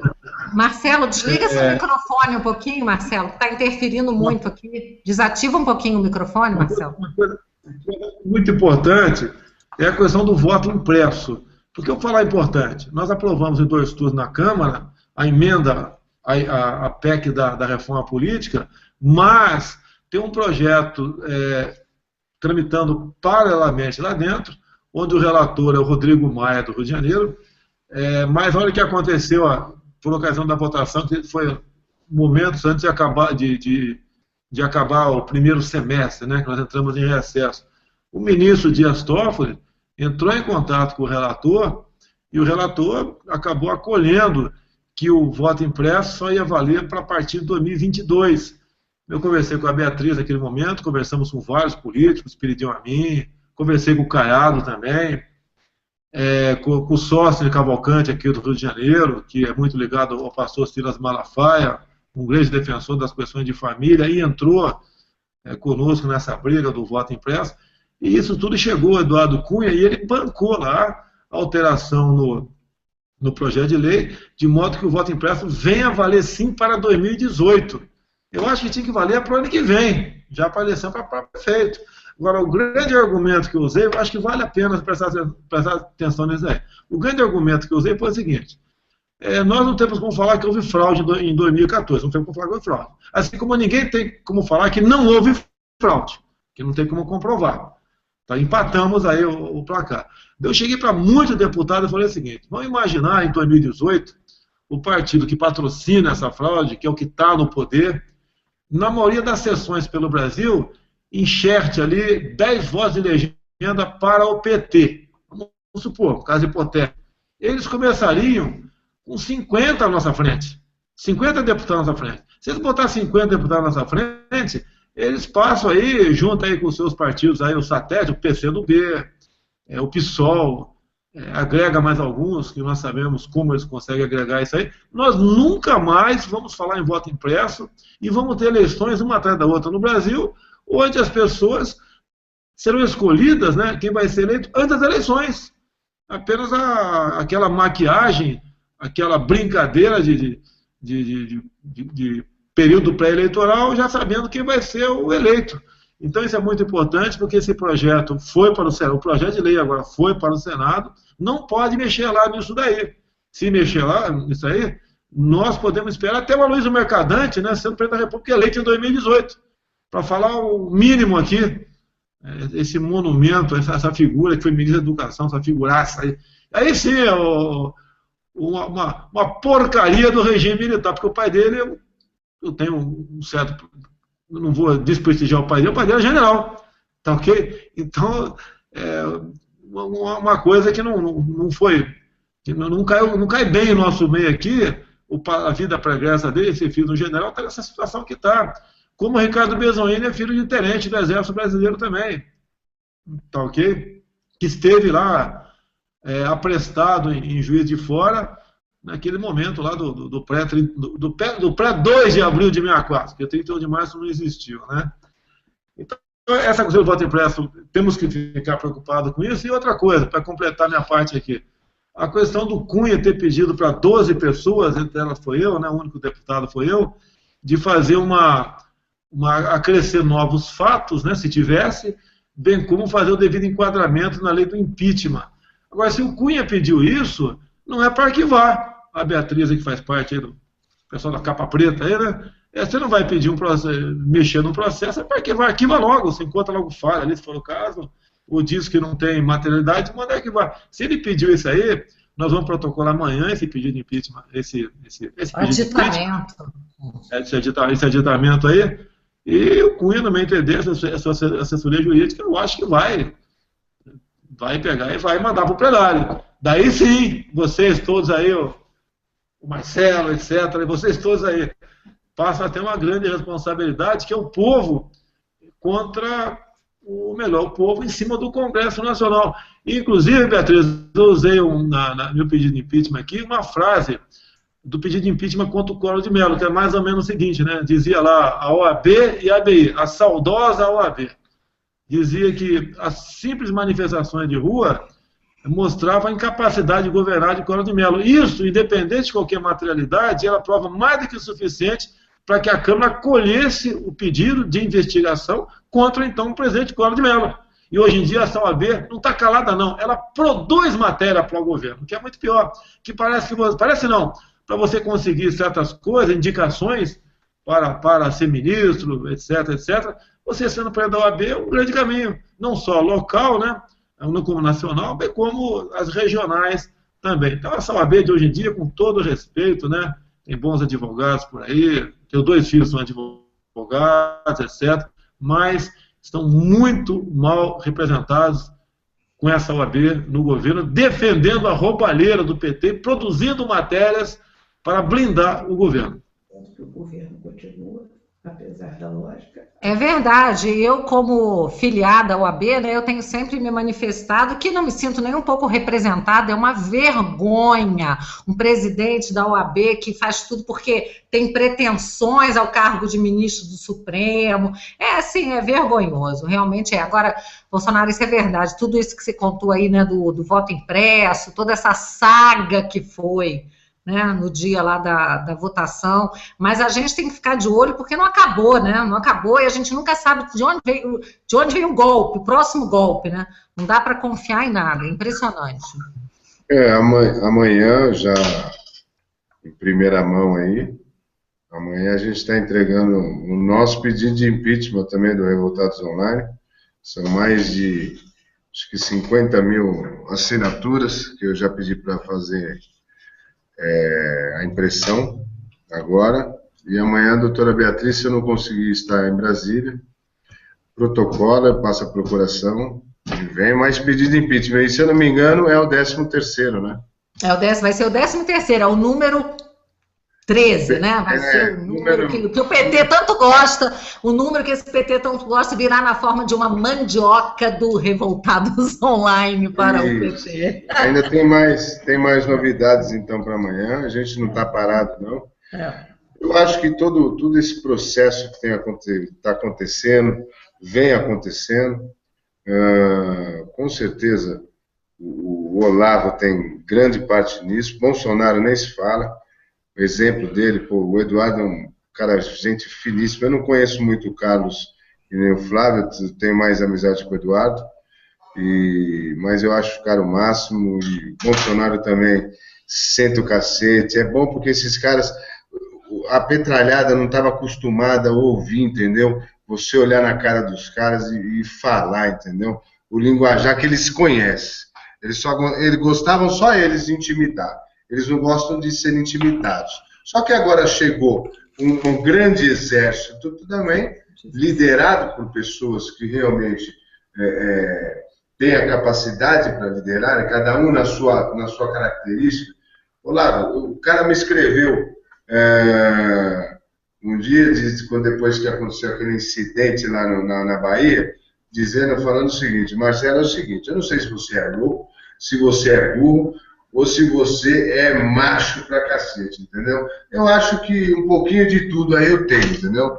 Mas eu não tive que pedir pinico pra ninguém, não. Eu fui lá no meio dos caras para mostrar que eles não são nem um pouquinho são bicho-papão, você entendeu? Eles querem ser bicho-papão, eles querem botar medo na sociedade, que eles são os bandidões, que eles fazem, acontece, que eles vão lá com MST. MST é o cacete, tem que sentar o cacete nesses caras. Se eu cruzar com MST, eu não sou de violência, sabe? Eu sou contra a violência. Mas se vir nego aí de MST, esses caras que invadem aí, antes de ter ido no negócio do Congresso, eu tinha feito uma situação que eu vi um prédio invadido por esse MSTS, sei lá, tanto MST, esse aí é o trabalhador sem teto. Os caras já imaginam, né? Trabalha sem teto. Pô, não dá para pagar aluguel, vai invadir, é fácil, né? Ah, me encheu o saco, eu dei uma pesada lá, derrubei um negócio de madeira lá, entrei e fui pro último andar. Eu dei 10 minutos e veio uns 30. Eu fiquei 3 horas tomando enquadro de bandido. Só que como eu tava com a mochila, e também tava com a roupa do Revoltados Online, o boné, a camiseta, então os caras não sabiam se era polícia, se não era, eles ficaram meio desconfiados. Mas eu falei, eu também quero andar aqui, vocês não invadiram? Também quero. Não tem onde morar, então também quero. Esse andar aqui é... Mas não funciona assim. Aí ficaram desesperados, porque eu perdi o andar. Não funciona assim, tem uma eleição, tem uma gerente que cuida para separar. Os caras tudo organizado, cara. Sabe? Trabalhar que é bom nada. Que ainda... E agora estão escolhendo, né? Em região nobre de São Paulo, essas coisas. Agora estão fazendo o Haddad aqui em São Paulo, está destruindo tudo. Então eu acredito que dentro do nosso país nós temos que ter o combate realmente às urnas eletrônicas, um combate muito mais afinco para essa mídia vermelha aí, isso com certeza, que prejudica bastante. Os caras omitem informações para a população, entendeu? Eles têm, queira ou não, um canal que não é privado, já é concessão do governo, e aí ele fica emitindo informações, eles ficam manipulando. A internet veio, ajudou pra caramba. Só que agora, com essa aproximação de Dilma Rousseff, já querendo entender, PT, querendo estar ligado com o dono do Facebook, isso aí me cheira. A gente que já tem o marco civil da internet, que é o marco regulatório da internet, isso me cheira uma coisa muito meticulosa, entendeu? Então a gente também está no mato sem cachorro, mesmo com a internet, porque a gente acompanha números aqui, eu principalmente acompanho todos os números aqui. Eu posso não estar publicando, mas eu estou praticamente 18 horas por dia logado, 7 dias da semana, 365 dias no ano, quer dizer, deixando muita coisa de lado da minha vida, não aproveitando, muitas das vezes estar com os meus filhos, ou fazendo outras coisas particulares, mas dedicando mesmo para ver se a gente consegue, de fora, repito, de fora. Eu não tenho pretensões políticas, eu não sou filiado a partido político, eu nunca fui.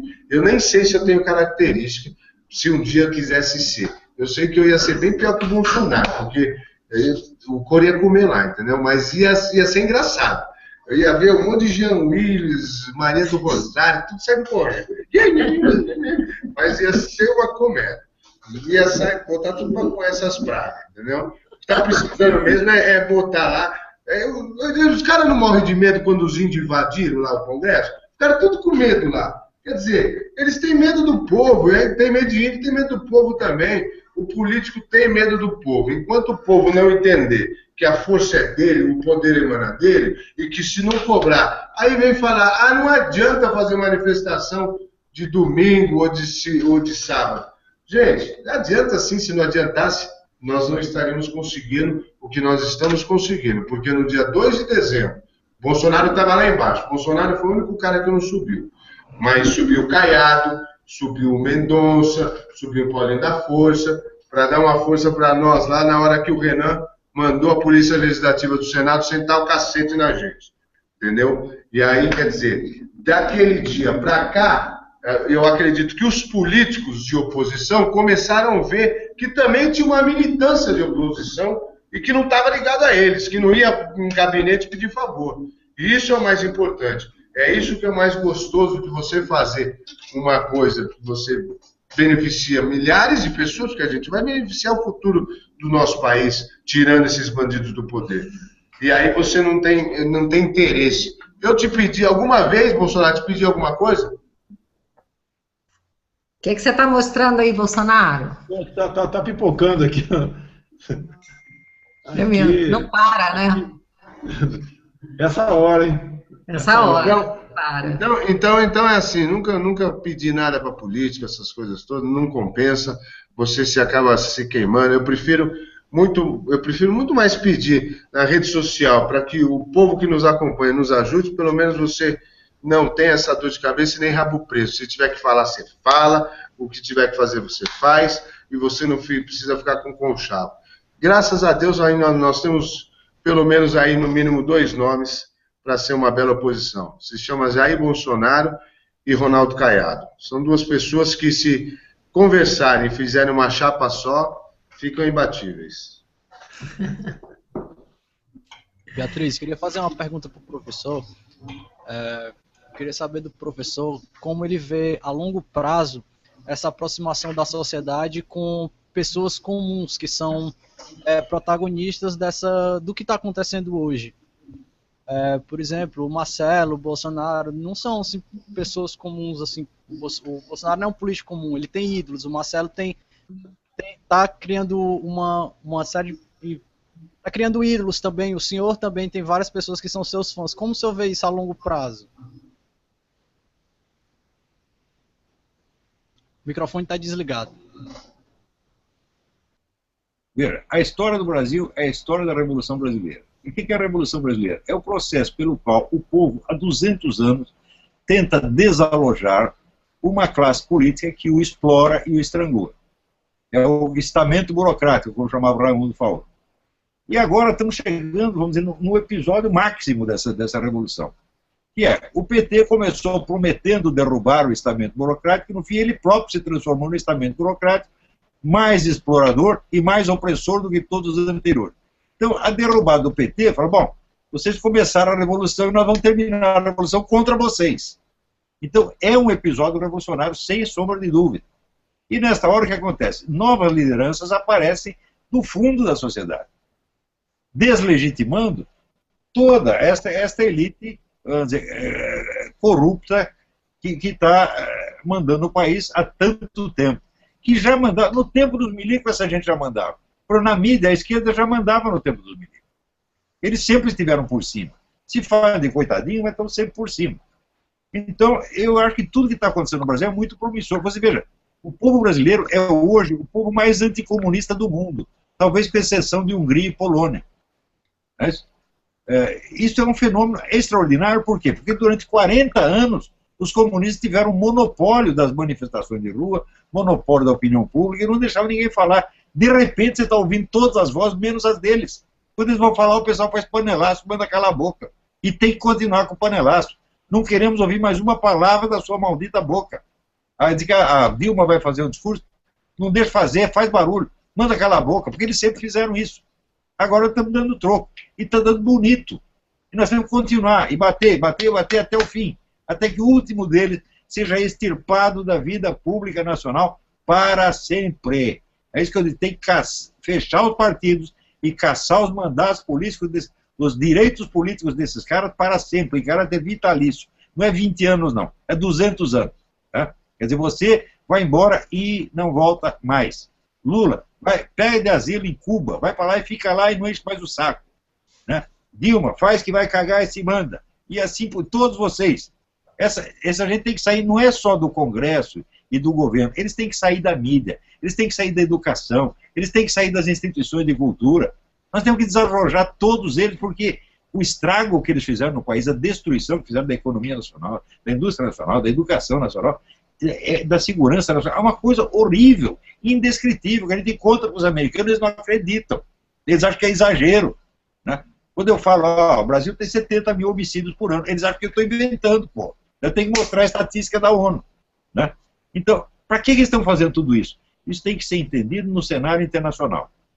O governo petista trabalha para a Rússia e China. Eles estão destruindo tudo para que venham os chineses e russos e comprem tudo a preço de banana. Só que é o seguinte, você veja como os governos da Rússia e da China tratam seus próprios povos. E daí você terá uma ideia do que será o mundo sob hegemonia russo-chinesa. São os 1000 anos de treva de que falava o Ronald Reagan. Nós não podemos permitir isso de jeito nenhum. É para dar, sabe, a vida, os bens, a liberdade, a honra, sacrificar tudo para impedir que esses caras façam isso. Tá certo? E olha, eu digo isso como indivíduo. Eu não pertenço, não estou ligado a partido político, não é nem a partido. Não estou ligado sequer aos movimentos. Eu não pertenço aos Revoltados Online, não pertenço ao Movimento Brasil Livre, não pertenço ao Vem Parou. Eu sou apenas um cara que está falando aquilo que está vendo, porra. E tem milhões de pessoas que estão vendo a mesma coisa. Você vê, as nossas manifestações 15 de março foram as maiores da história humana, não é da história do Brasil. Nunca puseram 2 milhões de pessoas na rua. Nós pusemos contra esses caras. Então, a quantidade, vamos dizer, de revolta e o ódio que a população tem nessa gente é uma coisa descomunal. E isso tem que crescer. Nós temos que odiá-los cada vez mais. Discurso de ódio, sim, odeio todos vocês. Quero ver todos vocês na cadeia ou pelo menos fora dos seus cargos. Não podemos esconder mais isso aí. Não odeio ninguém. Claro que odeio toda essa porcaria. E quem não odeia é porque é gente deles, é porque está comprado. Você vê, quando a gente fala do mensalão, o pessoal às vezes perde o senso de medida. O mensalão foi a maior compra de consciências da história humana. Isso fala do mensalão, nem do petrolão. Isso nunca aconteceu. Esta coisa, vamos dizer, do controle que eles exercem na mídia é também um fenômeno, vamos dizer, incomparável. Aqui nos Estados Unidos, por exemplo, você tem uma cúpula de mídia que é obamista, protege Obama, Obama pode matar a mãe, eles vão defender. Mas eles não são tudo. Eles têm a outra metade. Né? Então o pessoal conservador, direitado, domina o rádio, porque é um instrumento popular. Então aqui você tem uma concorrência mais justa. Mas no Brasil não tinha concorrência alguma. Eles tamparam todas as vozes. E de repente essas vozes estão todas falando e eles não conseguem mais controlar. Isso é uma maravilha. Então não vamos parar de bater, não. Vamos até o fim. Que bom, que bom. E olha, a gente, eu não sei se eu estou com o microfone, está cortado. A gente, aqui falando um pouco do Foro de Brasília, né? Quando o Bolsonaro citou aqui a questão da suástica, né, que tem lei que criminaliza, a gente já está sabendo disso e nós já entramos com um projeto, um anteprojeto de lei, viu, Bolsonaro? Essa lei que você citou é a 7.716 de 89, que no artigo 20, parágrafo 19, parágrafo 1º, desculpa, ela fala que não pode, que é crime, não pode se usar nenhum tipo de símbolo da suástica para propaganda do nazismo, né? E nós entramos oferecemos para um deputado, que vai levar agora no segundo semestre, um projeto de lei proibindo, incluindo também a foice e o martelo como símbolos do comunismo. Então, nós fizemos isso pelo Foro de Brasília. Agora você citou, e eu queria te contar isso aí em primeira mão, viu, Bolsonaro? Que nós estamos, o Foro de Brasília fez, porque não dá, cara. E por quê, né? O comunismo, ele atenta contra a democracia. Quer dizer, você tem, todo o comunismo, ele é um sistema totalitário. Então, se ele atenta contra a democracia, ele não pode ser aceito, né? A gente não pode permitir que isso seja aceito no nosso país. Vou contar uma coisa para você, Beatriz. O pessoal fala assim, eu vi xingando nazista, racista. Existe um grupo racista, nazista, extrema-direita. Os caras fazem a minha caveira o tempo todo. Né? Vão fuçar a minha vida de 40 anos atrás para inventar a historinha. Né? O que nós temos a ver com essa gente, porra? Esses caras são doentes, são loucos. Né? Não tem nada que ver. E se aparecer um cara com símbolo nazista, tem que mandar prender na hora, é claro. Né?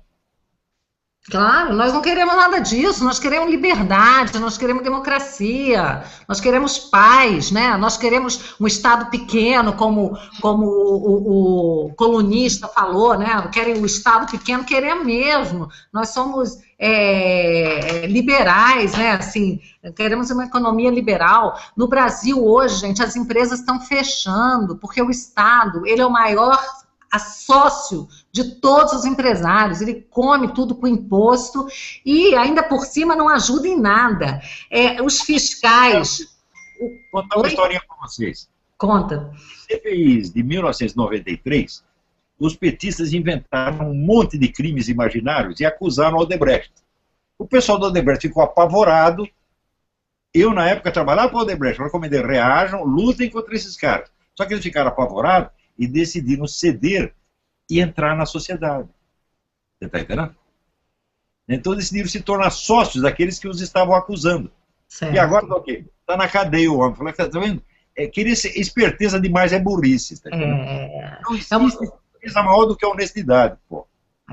Eles tentam marginalizar quem anda direito aqui o tempo todo, eles não sossegam quando fazem isso. Então eu vejo jovens empresários que são atormentados pelos fiscais, que ficam lá procurando, porque a nossa legislação, você não consegue estar 100% dentro, eles estão criando tanta novidade a cada vez, resolução, instrução normativa, isso, aquilo, que muda todos os conceitos de uma hora para outra. O pobre do empresário, que é tratado como bandido nesse país, ele não consegue ficar 100% dentro da lei. É impossível, tá? Exatamente para permitir que o fiscal vá atrás de quem ele quiser, porque você sempre vai estar devendo alguma coisa, porque o azulejo que você usa na sua cozinha industrial não é o azulejo que a instrução normativa que foi editada no mês passado diz que tem que ser, esse tipo de coisa. E eu não estou exagerando, eu estou dizendo coisa que eu vejo, tá?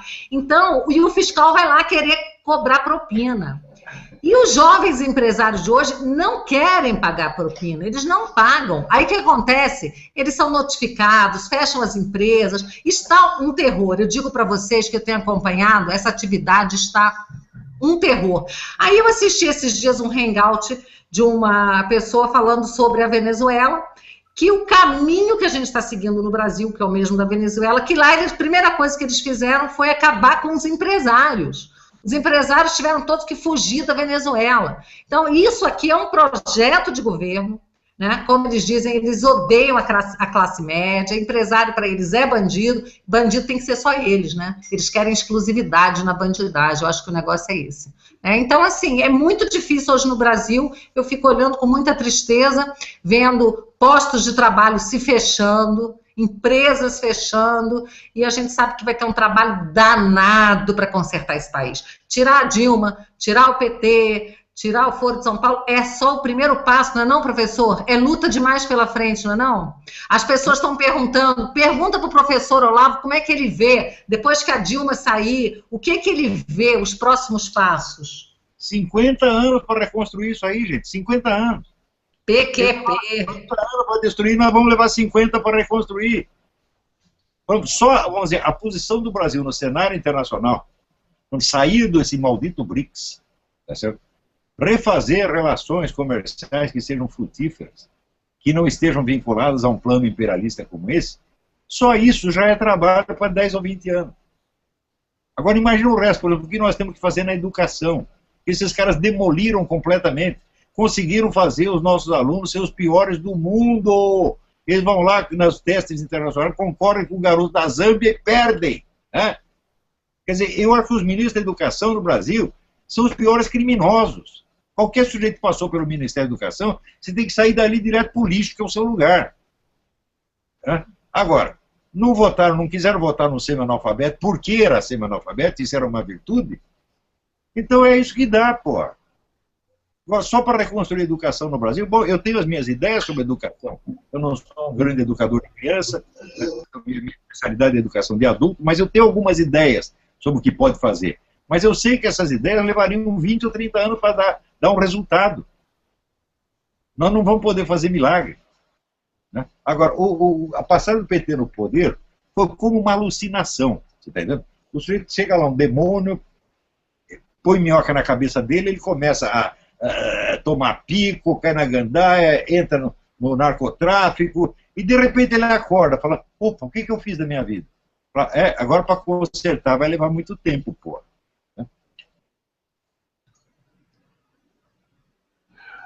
Ô Bolsonaro, me fala uma coisa, você já está preparado já para candidatura a presidente antes de 2018? Porque a Dilma vai cair. Se eu falar isso daí, eu vou ser multado pelo TSE, sabe disso?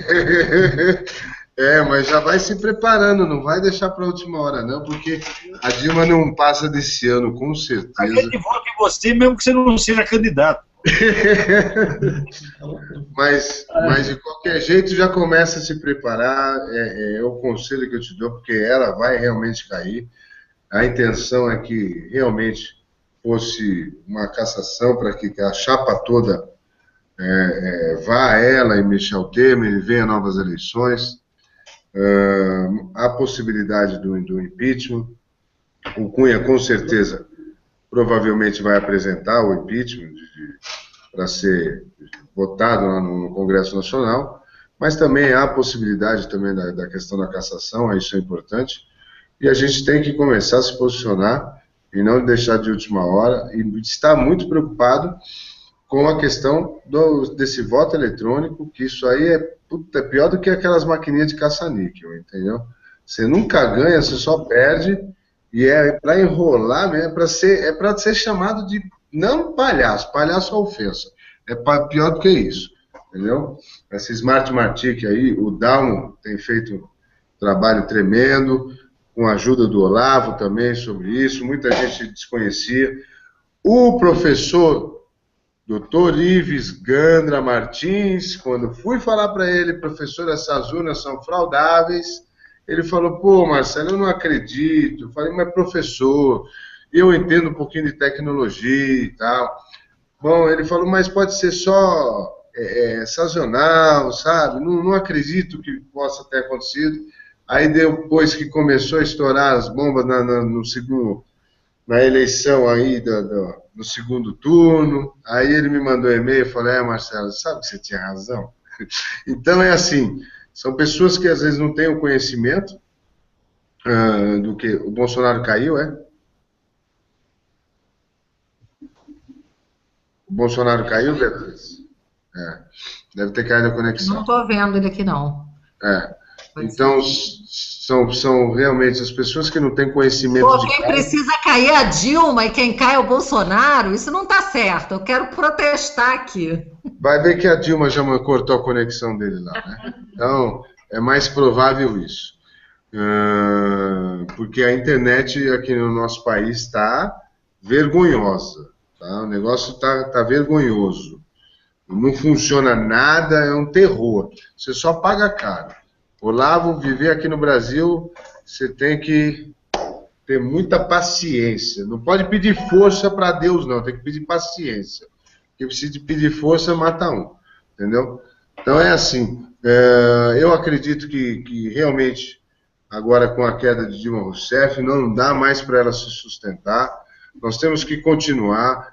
A missão ainda não acabou. Ela é árdua, ela é dolorosa, ela é penosa. Ainda vai demorar um tempo para a gente conseguir realmente limpar, exterminar o povo que se diz oposição, ou que se diz um povo do bem, que está preocupado com o futuro da nação, dos seus filhos.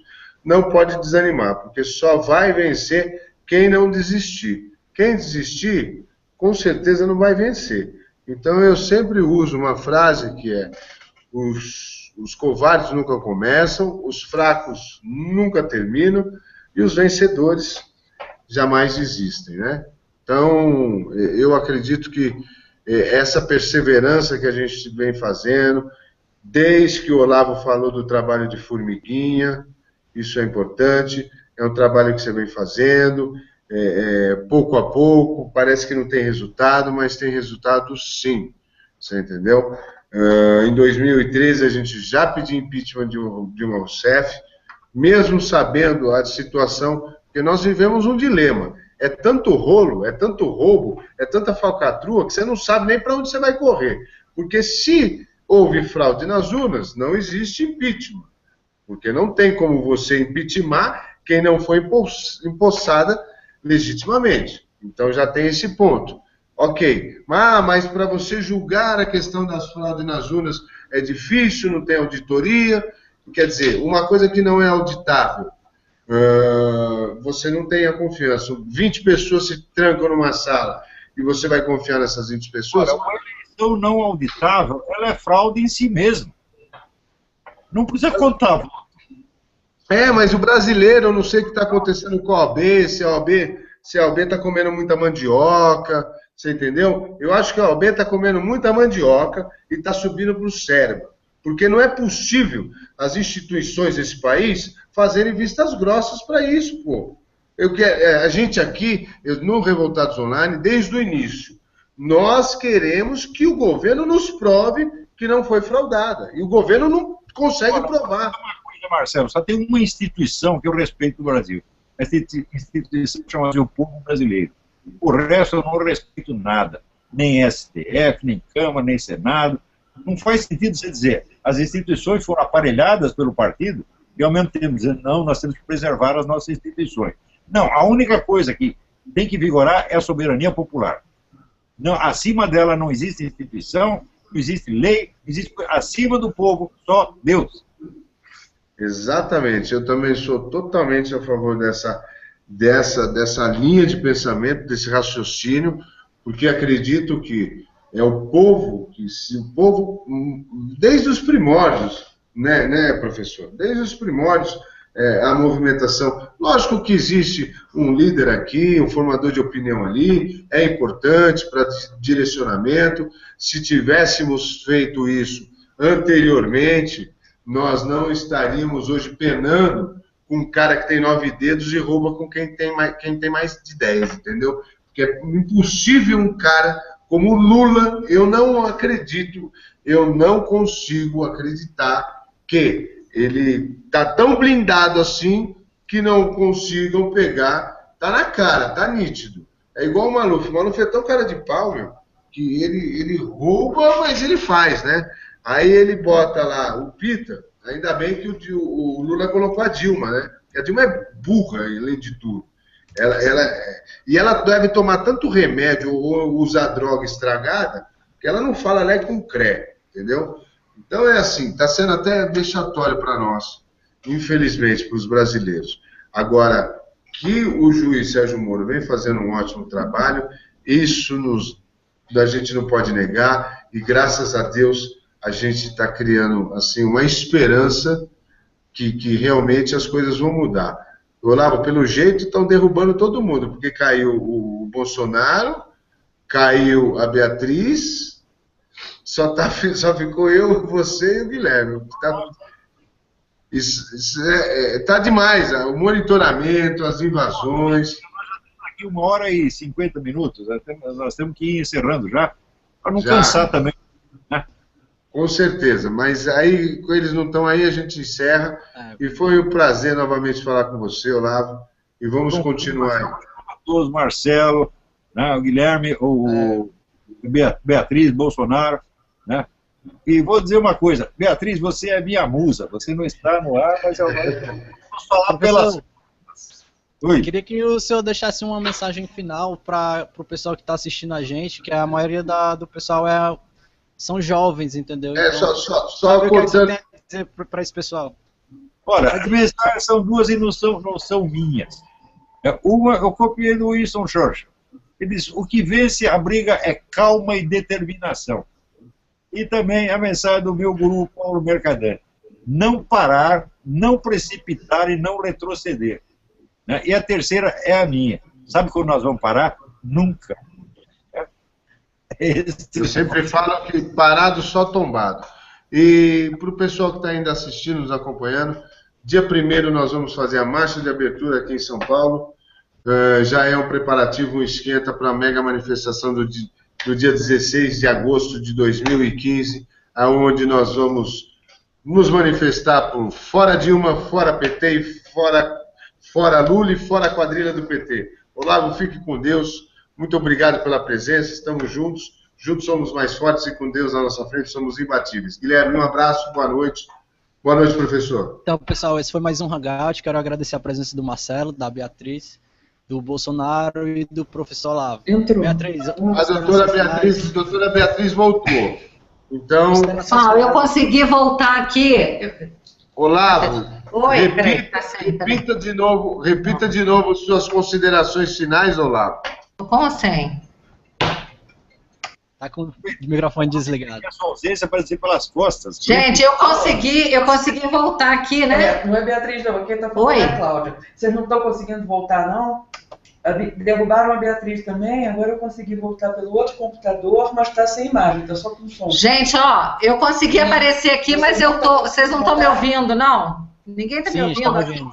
Não, eu apareci aqui, eu vou passar para só que sem a imagem. Tá bom, nós estamos já... Eu estou com o Bolsonaro aqui no telefone, deixa eu só ver o que ele quer falar aqui, o Jair. Olavo, caindo todo mundo. Então não vamos dar para ele. Olha só, o Bolsonaro está pedindo para despedir por ele, viu, gente? Tá bom, Então, Jair, obrigada, querido. Um beijo, viu? Muito obrigada. Olha só. Você é minha musa, e se isso resultar em de casamento, fique sabendo que eu sou um exímio casamenteiro. Pergunta para a Roxana, eu já fiz mais de 100 casamentos nesse país. Olha, professor, muito obrigada. E está dando retorno, né? Está dando retorno. Eu queria despedir também, agradecer muito. Eu sei, o professor deve estar cansado. São quase 2 horas de hangout. Eu ainda não estou livre da doença do carrapato. Pois é, professor, o senhor sabe de uma coisa? A minha cachorra aqui em casa, eu acho que ela está com a doença do carrapato, ela está, tadinha, caidinha, só fica deitada. Imagino como é que você não está se sentindo, viu? Não, os sintomas, tinham os sintomas neurológicos esquisitos, já foram embora, mas o cansaço ainda está, diz que leva 1 ano essa porcaria. Que coisa. Mas tudo bem. Vamos em frente. Vamos despedir então, que é para o professor poder descansar. Agradecer ao Guilherme por esse hangout. Guilherme, valeu demais, querido, foi ótimo. Um abraço para o pessoal da Panelinha, para os nossos amigos do Revoltados. Nossa, olha o retorno. Fique com Deus. Boa noite, fiquem com Deus. Obrigada, professor. Boa noite. Tchau.